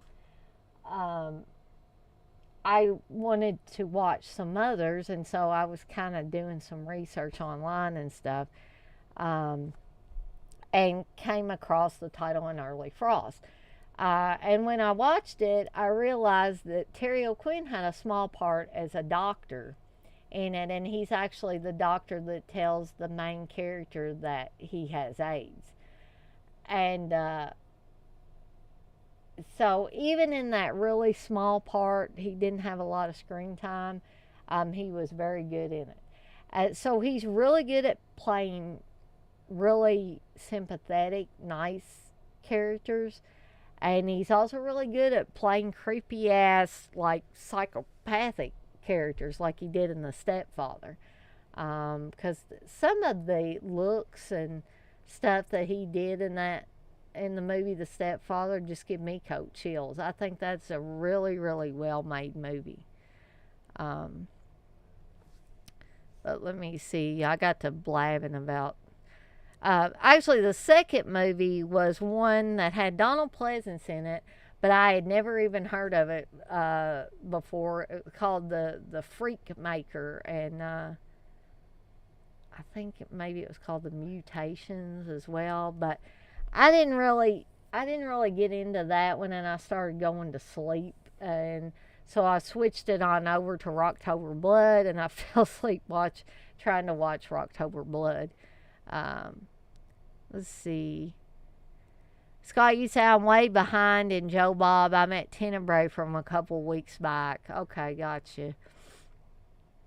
Carolina Trooper, you say, have you ever seen Deodato's Body Count? I enjoyed watching that one, but it's not out on Blu-ray yet. Yes, I have, Carolina Trooper. I have seen Body Count more than once. The first time I saw it was actually, I don't know, it looked like a second or third generation VHS copy that I got. Gosh, I'm trying to think of the company that I got it from, and I don't even know if they're in business now. Shoot, I'll probably remember it after this stream is over. But I just based on like a brief description from this company. I think this was back in when I got catalogs and stuff with movies in them. It may have been like Midnight Video or something like that. Does that sound familiar to anybody? But anyways, no, it was Witching Hour Video. That's what it was. Witching Hour Video was where I got this. And it was sort of a blind buy and sort of not a blind buy. And so I got this really grainy VHS tape. But I really enjoyed it. And even though the quality wasn't really great, which the quality probably wasn't really great to begin with, it made it more affordable because Witching Hour Video didn't put a high price tag on any of their VHS that I can remember. At that point in time, when a lot of places were asking for $100 or maybe just a little bit less for VHS tapes. And yeah, so I really enjoyed it. David Hess is in that. Not quite playing as over the top character as he normally would play in movies, but I liked the kills in it. I thought the setup was great. I think Steve and I have watched it too together, and I don't know if Steve likes it quite as well as I do. But yes, I have seen it, and I do recommend it if you have not seen it. And I would definitely buy it on Blu-ray if it came out on Blu-ray.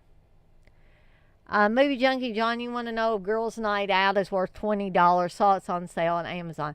It is worth $20 in my opinion, John. And I bought it back when it was $27. I bought it when it first came out just because I couldn't wait. And Steve says, if you wait a little bit, it'll go down in price. And he's usually right about that, but I always have in the back of my head, well, what if they run out of them or something? And Steve's like, they're not going to run out of that maybe. But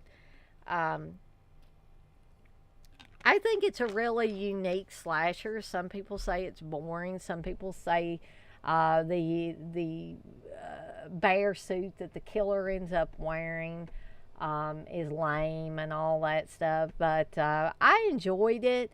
This movie, actually, the first time I watched it, it was a blind buy. I got a DVD.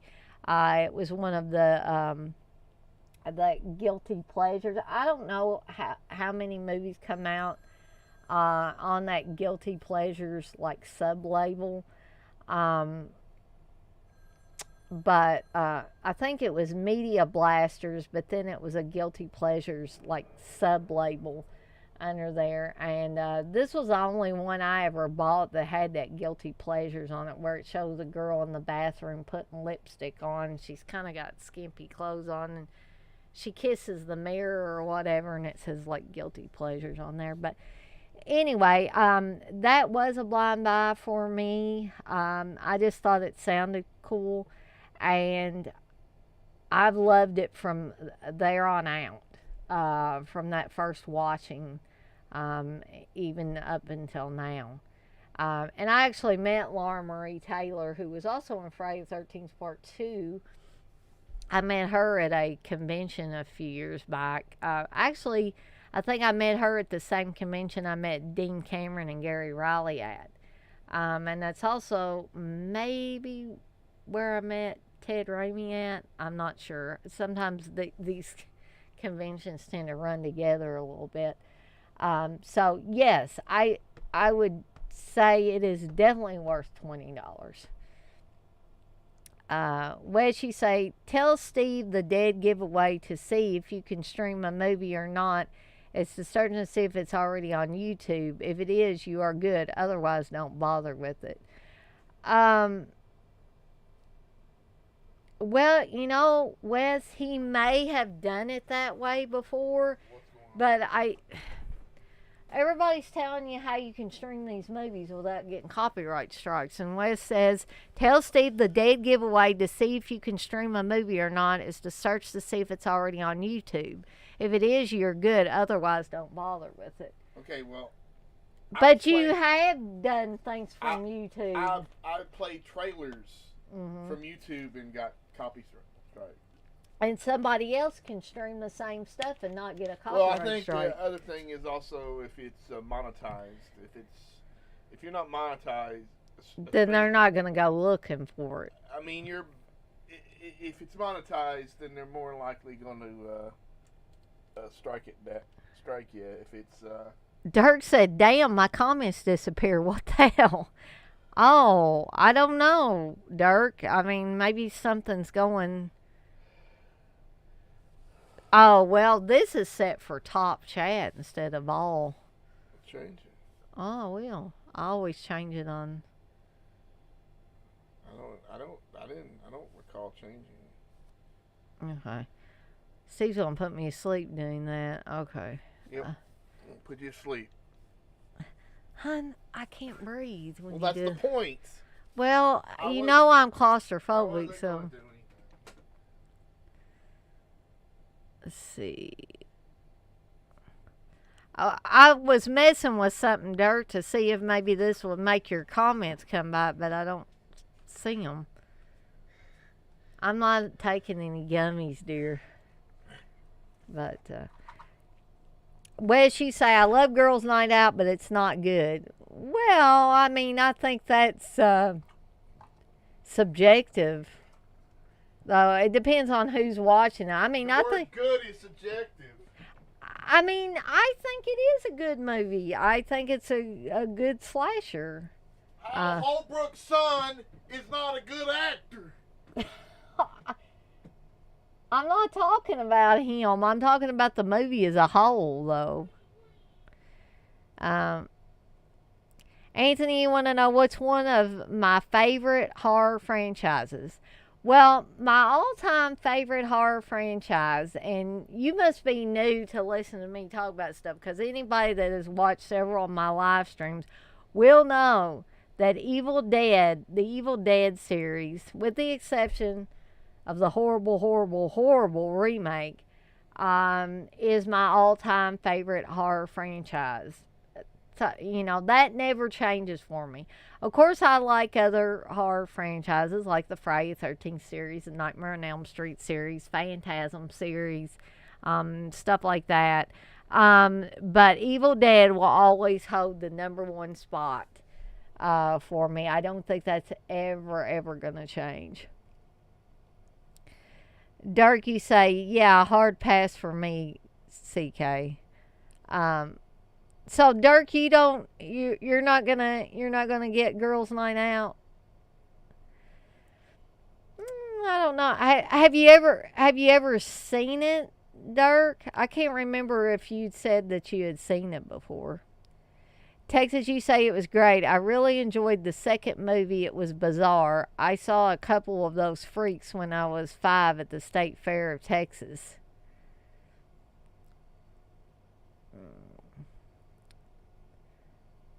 So you're talking about the last drive-in show last night. Yeah.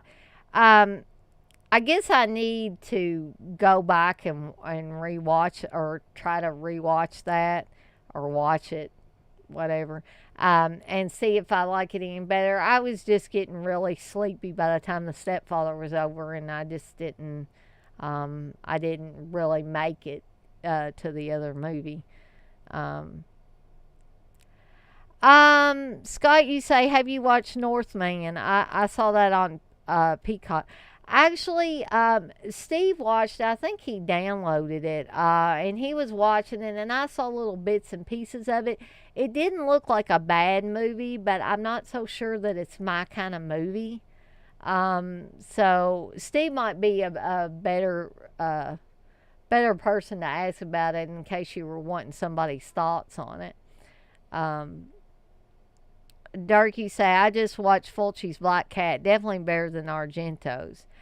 Yeah, it's been a while since I watched Fulci's Black Cat, but I do remember liking it.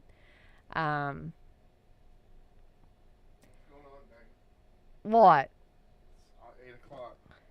8:00. I'll be done here in a little Well, bit, but I'm trying to get through people's comments. Okay. I don't want to leave anybody out.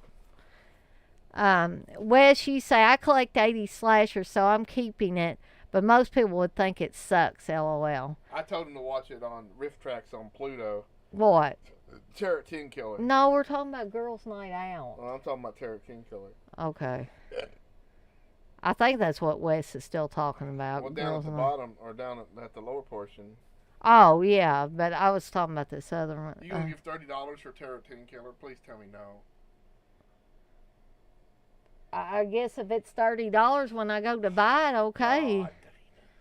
It could go down. It's gonna go down.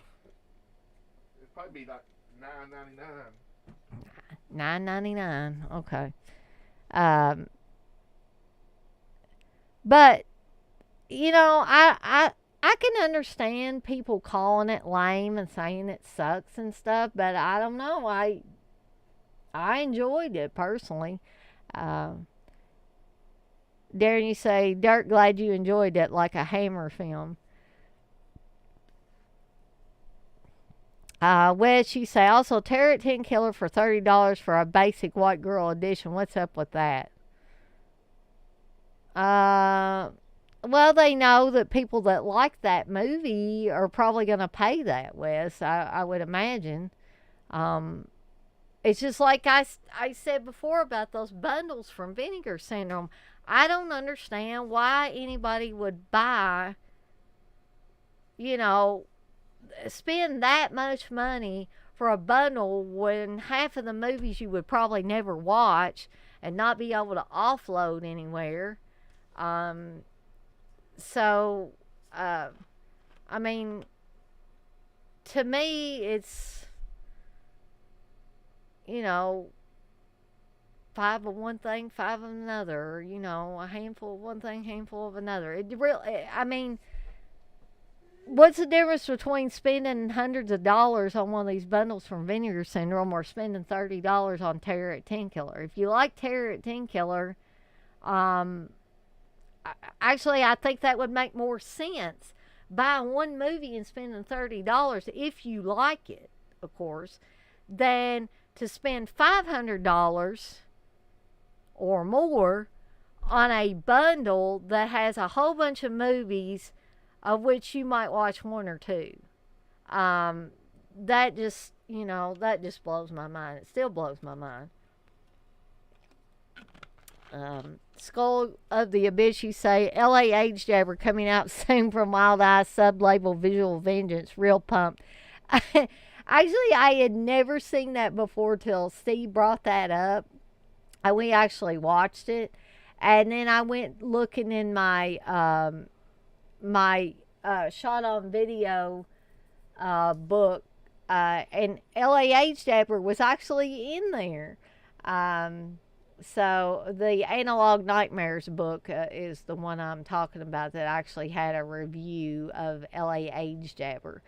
And I'll bring up that Analog Nightmares book again tonight, because if you're looking for a book that actually lists 80s to 90s shot on video movies that are actually shot on video, then this book would be the one for you. Let's see. Dirk, you say, super straight. Everybody think a straight person today for your existence. Oh, okay. Scott, you say Freakmaker. I had seen last year off of TCM Underground. Yeah, it's a kind of odd, or what I saw of it's kind of odd little film.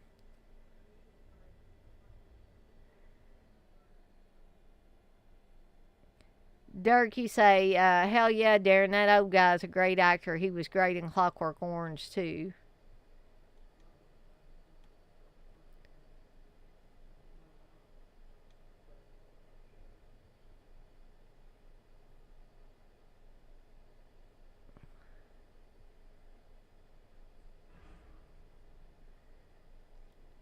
Darren, you said, for sure, like you said, way better than the Argento version. Your Vice is the best adaptation, though.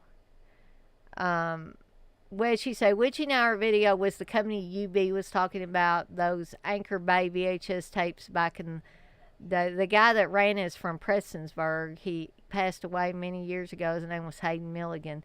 Yeah, I think I remember Uncle Bill actually talking about that. And when he mentioned Witching Hour video, I was like, something jogged in my memory. But yeah, that definitely, it's been many, many moons ago when I ordered that, of course. And I didn't ever know the guy's name or anything, but that's pretty cool that he was from Prestonsburg, though. Doug, you say FOMO is a collector's kryptonite. Exactly. Good night, Movie Junkie John. I hope you'll join us again for another stream. Okay, Wes, I am not going to get into any arguments with anybody on the Evil Dead remake. I hated it. I'm never going to love it. I'm never going to watch it again. And I think it was basically a piece of shit. But if you like it, if anybody else in this chat likes it, I'm cool with it. I just will never call that remake good. It's just a steaming pile of garbage to me, and it just disappoints me so much that Sam Raimi and Rob Tabbert and all those guys would basically give their blessing for somebody to make that piece of crap. So that's just how I feel about it. Dirk, you say, yes, Darren, your Vice is awesome. Scott, you said the Nightmare on Elm Street remake was good. Well, Scott, I have to disagree with you there. I mean, it's cool if you liked it, but I thought that one was a piece of shit too. I like Jackie Earle Haley in a lot of movies that he was in. I liked him in The Bad News Bears.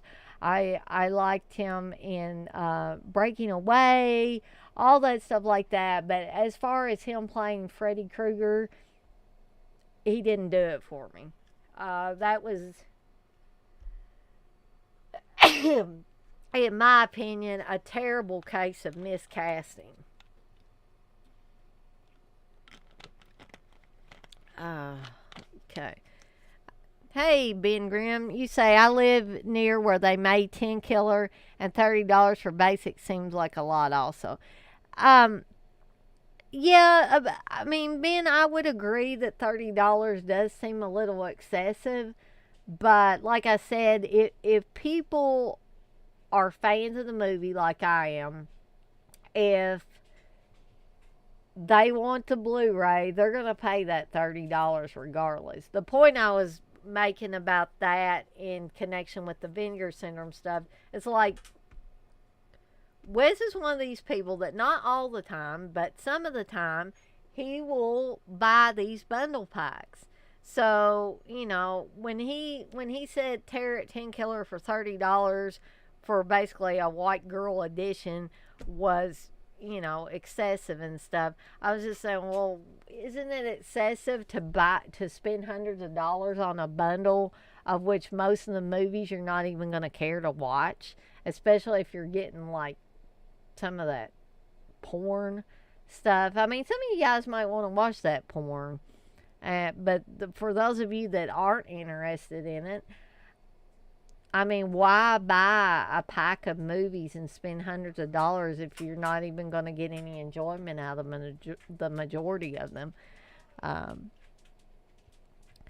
Dargy say, yes, Evil Dead remake is in the top 5 remakes of all time. Raimi and Campbell approved. By the way, the Evil Dead game is great. Is it, Dirk? I guess I need to get it because... but I don't know. Maybe I'm missing something about the Evil Dead remake, but I just cannot bring myself to watch that again. I actually went to the movies and saw that. Steve and I went to the movies and saw it, and Steve liked it. He liked it so well, he got the damn 4K when it came out. And I refused to sit down and watch it anymore just because I was so disgusted with it. And you know, I don't blame Sam Raimi. I don't blame Bruce Campbell or any of those guys. I just don't understand, you know, they kind of, you know, gave their ultimate seal of approval on that thing. And I don't know what it was that they were singing that was so damn good about that, that I'm not seeing. But I definitely do want to get the Evil Dead game. Well, she said, Terry 10 Killer is no frills in a regular case, no slip covering from a shit company, VCI. Okay, and I mean, how is that different than some of you guys spending hundreds of dollars on a movie bundle of which you might watch 1 or 2 movies? How does that make any sense? I mean, I understand it's no frills. It possibly is from a shit company. I mean, VCI is not like your top of the line company. And do you really think a company like VCI is going to put a slipcover on Terror at 10 Killer? I don't see them doing that. I mean, they're not a boutique label. They're not Vinegar Syndrome. They're not Arrow. They're not Synapse. They're not Severin. They're not any of those guys. So, hell no, they're not going to do any of that. I wish there would be, a bunch of cool extras on there, some commentary, and if they could find the actors that were, some of the actors and actresses that were in it, that would be cool. But, it is what it is. And if I want to watch it on Blu-ray, I guess I'll be spending the $30 on the no frills edition. You say at least Vinegar Syndrome stuff has lots of extras and great packaging. Yeah, but if it's a shitty film that you don't even want to watch the film, what is these extras going to matter? I mean, they would matter for a film that I actually wanted to see, but if it's not a film that I want to see or have any interest in seeing, the extras aren't going to make any difference because I don't care about the movie. Therefore, I'm not going to care about the extras. And I'm not going to care about the packaging either if it's not a movie that I'm interested in. I mean, who the hell's going to care about packaging on a porn? Really? Dirk, you say, Texas Chainsaw Massacre game is coming to all gaming consoles and PCs. I'm looking forward to that too.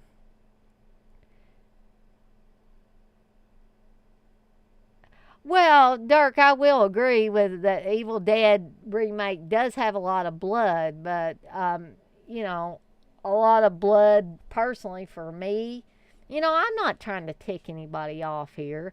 I'm just saying that me personally, you could throw all the blood up on the screen that you want. It could be literally dripping off the screen.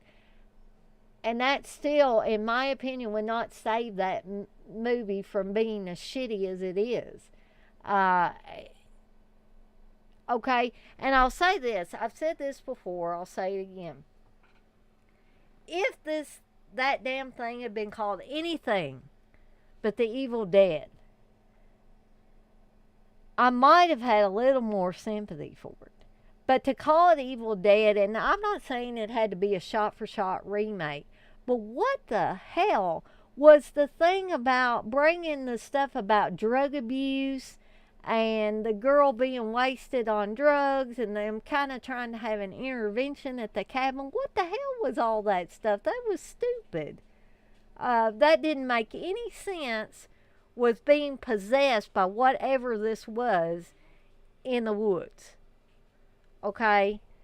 And so don't fucking call it The Evil Dead if it's not gonna have some familiarity to the Evil Dead story. If you're gonna take it so far out off the map,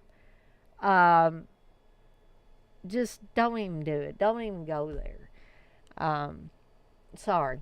The The Evil Dead is one of my cherished franchises. If in case you guys didn't know, and like to see it, in my opinion, shit all over is just a travesty. I know it's not going to tarnish the original films, but since somebody brought up the Nightmare on Elm Street remake, I'll tell you this. When I went to the theater to see the Nightmare on Elm Street remake, I was standing in line, waiting to get my popcorn and drink before I went into the movie. And I heard this guy talking with his girlfriend, and evidently he had seen the original Nightmare on Elm Street. She had no clue that there was an original Nightmare on Elm Street. She thought that the one that we were waiting in line to see was the one and only Nightmare on Elm Street, and the boyfriend, of course, was trying to explain it to her. So this is what I'm getting at, guys. There's always going to be a percentage of people, usually young people, that do not even know that an original movie of the same name exists. So there might be a percentage of the population that went to see the Evil Dead remake with no knowledge of the original film. And so, therefore, they have nothing to compare it to. And so they're going in saying, oh, this is what the Evil Dead's all about. Well, yes and no. Depends on what window you're looking out of, I guess.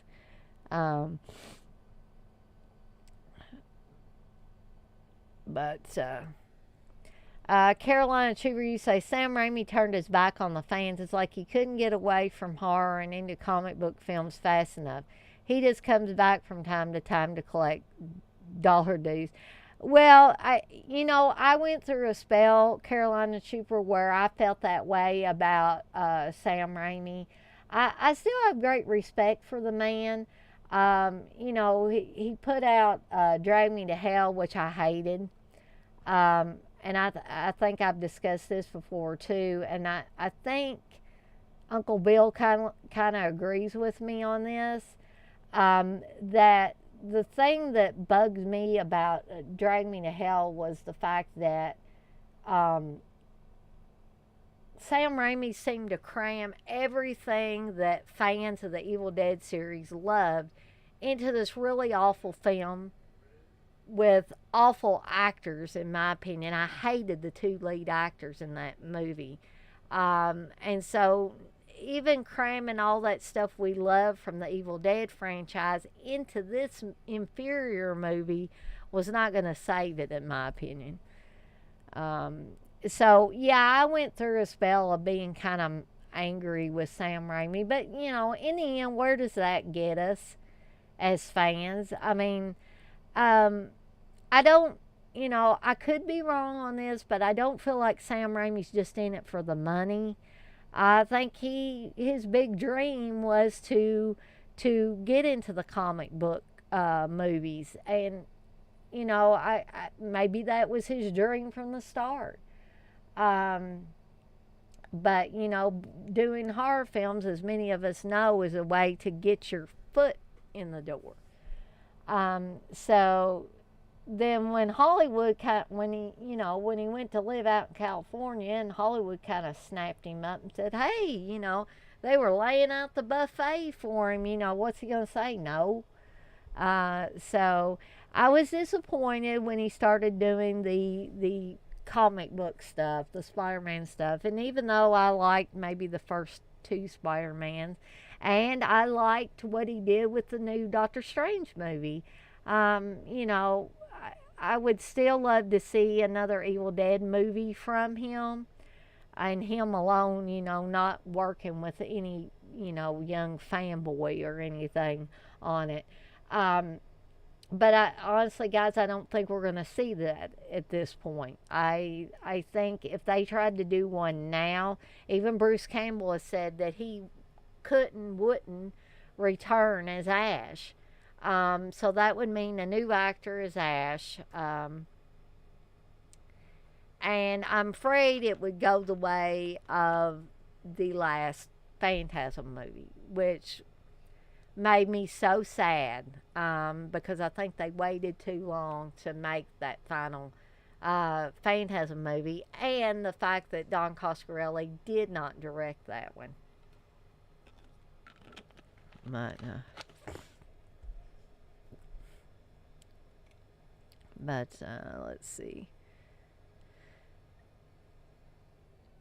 Darky say Vinegar Syndrome stuff is easy to resell to these Vinegar Syndrome freaks. Well, yeah, I guess you're right there, Dark. If you could find a Vinegar Syndrome freak that just wants everything, possibly you could offload them onto somebody like that. Johnny Doty say Funeral Home 1980 was not a good slasher, but saw Friday the 13th that year, the beginning of the modern American slasher. We were all about 13 to 14 years old. It was amazing to see in the theater. Yeah, I've seen both Funeral Home and Friday the 13th. Unfortunately, I was not old enough to see Friday the 13th in the theater, nor was I able to see Funeral Home in the theaters if it did come to theaters. I know Funeral Home was a Canadian film. And Funeral Home's really, in my opinion, a really, I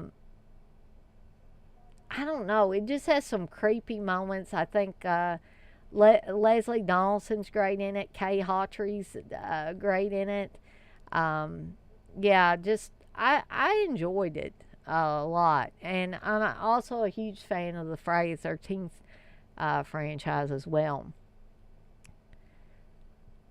Wes, you said the only package I bought, I knew every movie I was getting except two, pal.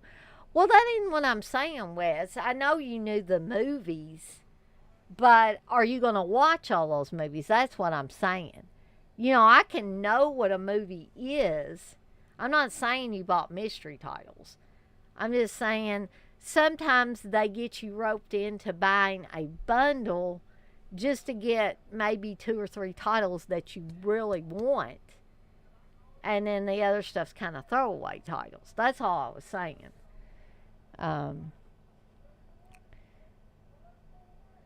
What did she say? Who wants to see CK and Uncle Bill do an Evil Dead remake commentary with Evil Dead Chick as a special guest? Oh, I guess in that case I would sit through it, but I'm not going to watch it without doing a commentary. So I would do a commentary with you guys, but I will never watch that movie just for entertainment purposes, because it's not entertaining to me. Well, Dirk's raising his hand. Caroline Cheever, you said that would be too cruel to Dana. Well, if I had CK and Uncle Bill in there, then it would make it less painful for me, I think. Scott, you said that would be cool. Evil Dead remake commentary would be like UB and Joe's Dawn of the Dead commentary. Yeah, because doesn't Joe hate Dawn of the Dead? That just blew my mind. Okay, Wes. Evil Dead remake is a good film, in your opinion, and in some other people's opinion, but just not in mine. Skull of the Bitch, he said, who needs this or we need this commentary.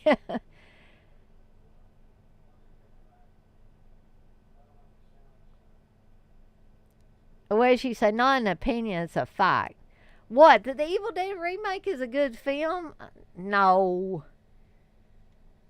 Get me on that commentary, I'll be telling you that every 5 seconds, too. Now Wes won't want me on there. Carolina Trooper, you say, I would watch it, though. Scott, you say, and Nightmare on Elm Street remake is good. Fact. Well, I'm not going to argue with you, Scott, but not for me, it's not. Darren, you say, I was talking to someone about Last House on the Left, and when I mentioned David Hess, they were like, what? They watched the remake? Exactly, Darren. That's exactly what I'm trying to say. There is a certain, like I said before, albeit a younger group of fans that go into these remakes not knowing that there was a prior film that was the original. Darky say, I don't watch Marvel movies, but I heard Raimi's Doctor Strange is great and like a horror film. Yeah, it definitely is, Dirk, and it was a fun little film and had a lot of the Raimi tropes, and if you got a sharp eye, you'll even see the classic in there in the film. I don't think Steve caught it, but I did.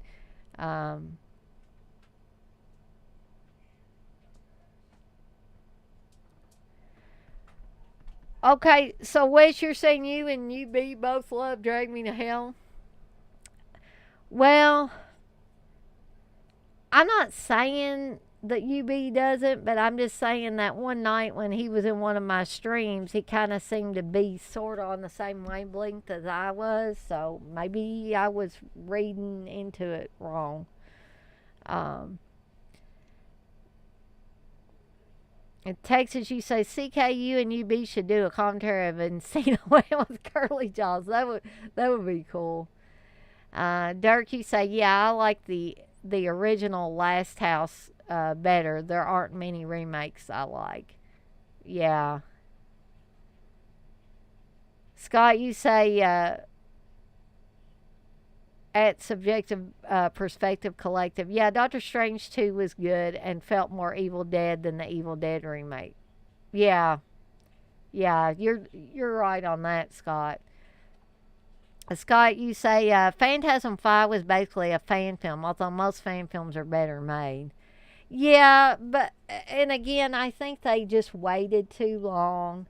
I mean, poor Angus Scrimm was so feeble by that point, and nearly, I hate to say it, but nearly on his deathbed at that point. Actually, when I finally got to meet Angus Scrimm, he was feeble. He wasn't like when Steve met him many, many moons ago. And, it was even, although I was thrilled to meet him when I did, and I'm glad that I got to meet him because he passed away not long after I met him.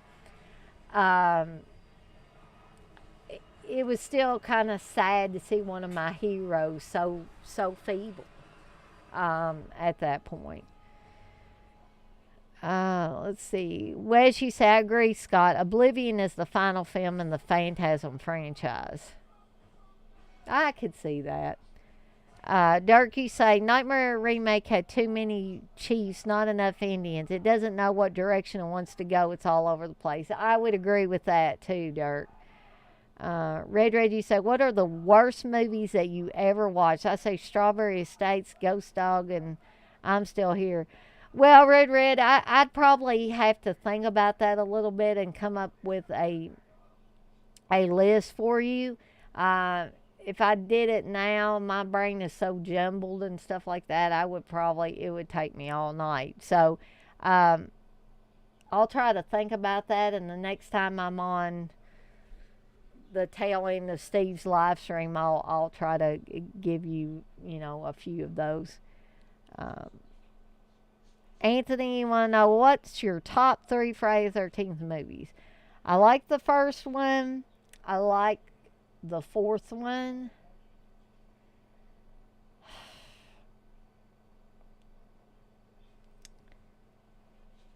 And I guess the 7th one, because that was the introduction to Kane Hodder for me. That was the first one that Kane Hodder was Jason on. Wes will probably want to scream at him for not saying 5, but 1, 4, and 7, I guess. Dirk, you say mine would be 4, 3, and 2. That's interesting. But guys, I think I'm going to have to call it a night. This has been a lot of fun, and I've enjoyed, this banter back and forth. And I assure you guys, I might be passionate about the original Evil Dead series, but I was not angry at any point in time, nor was I angry about the little discussion we had about Vinegar Syndrome packages and bundles. Versus the Terror at 10 Killer Blu-ray that's coming out. Sometimes I get kind of passionate and stuff about stuff, but it's all in good fun. I'm not angry at anybody. Everybody likes what they like. I just find it, it's more entertaining if everybody doesn't like the same stuff, you know what I mean? So, yeah, you have a good one too, Darren. I guess we'll be talking to you tomorrow. Thank you, Anthony. I'll tell Steve you said great stream as well. Dirk, you say, always a great time, Dana. We all have our opinions. No worries here. Yeah, that's really what I wanted to, impress upon you guys is the fact that yes, we all have different opinions, and I think that's awesome that we don't all like the same things, because boy, wouldn't the world be a boring place if we did all like exactly the same stuff. It'd be like the Stepford Wives times 100 or something. Well, thank you, Scott. I appreciate you saying that. So yeah, I guess I'm going to holler at Steve so he can come cut this off. And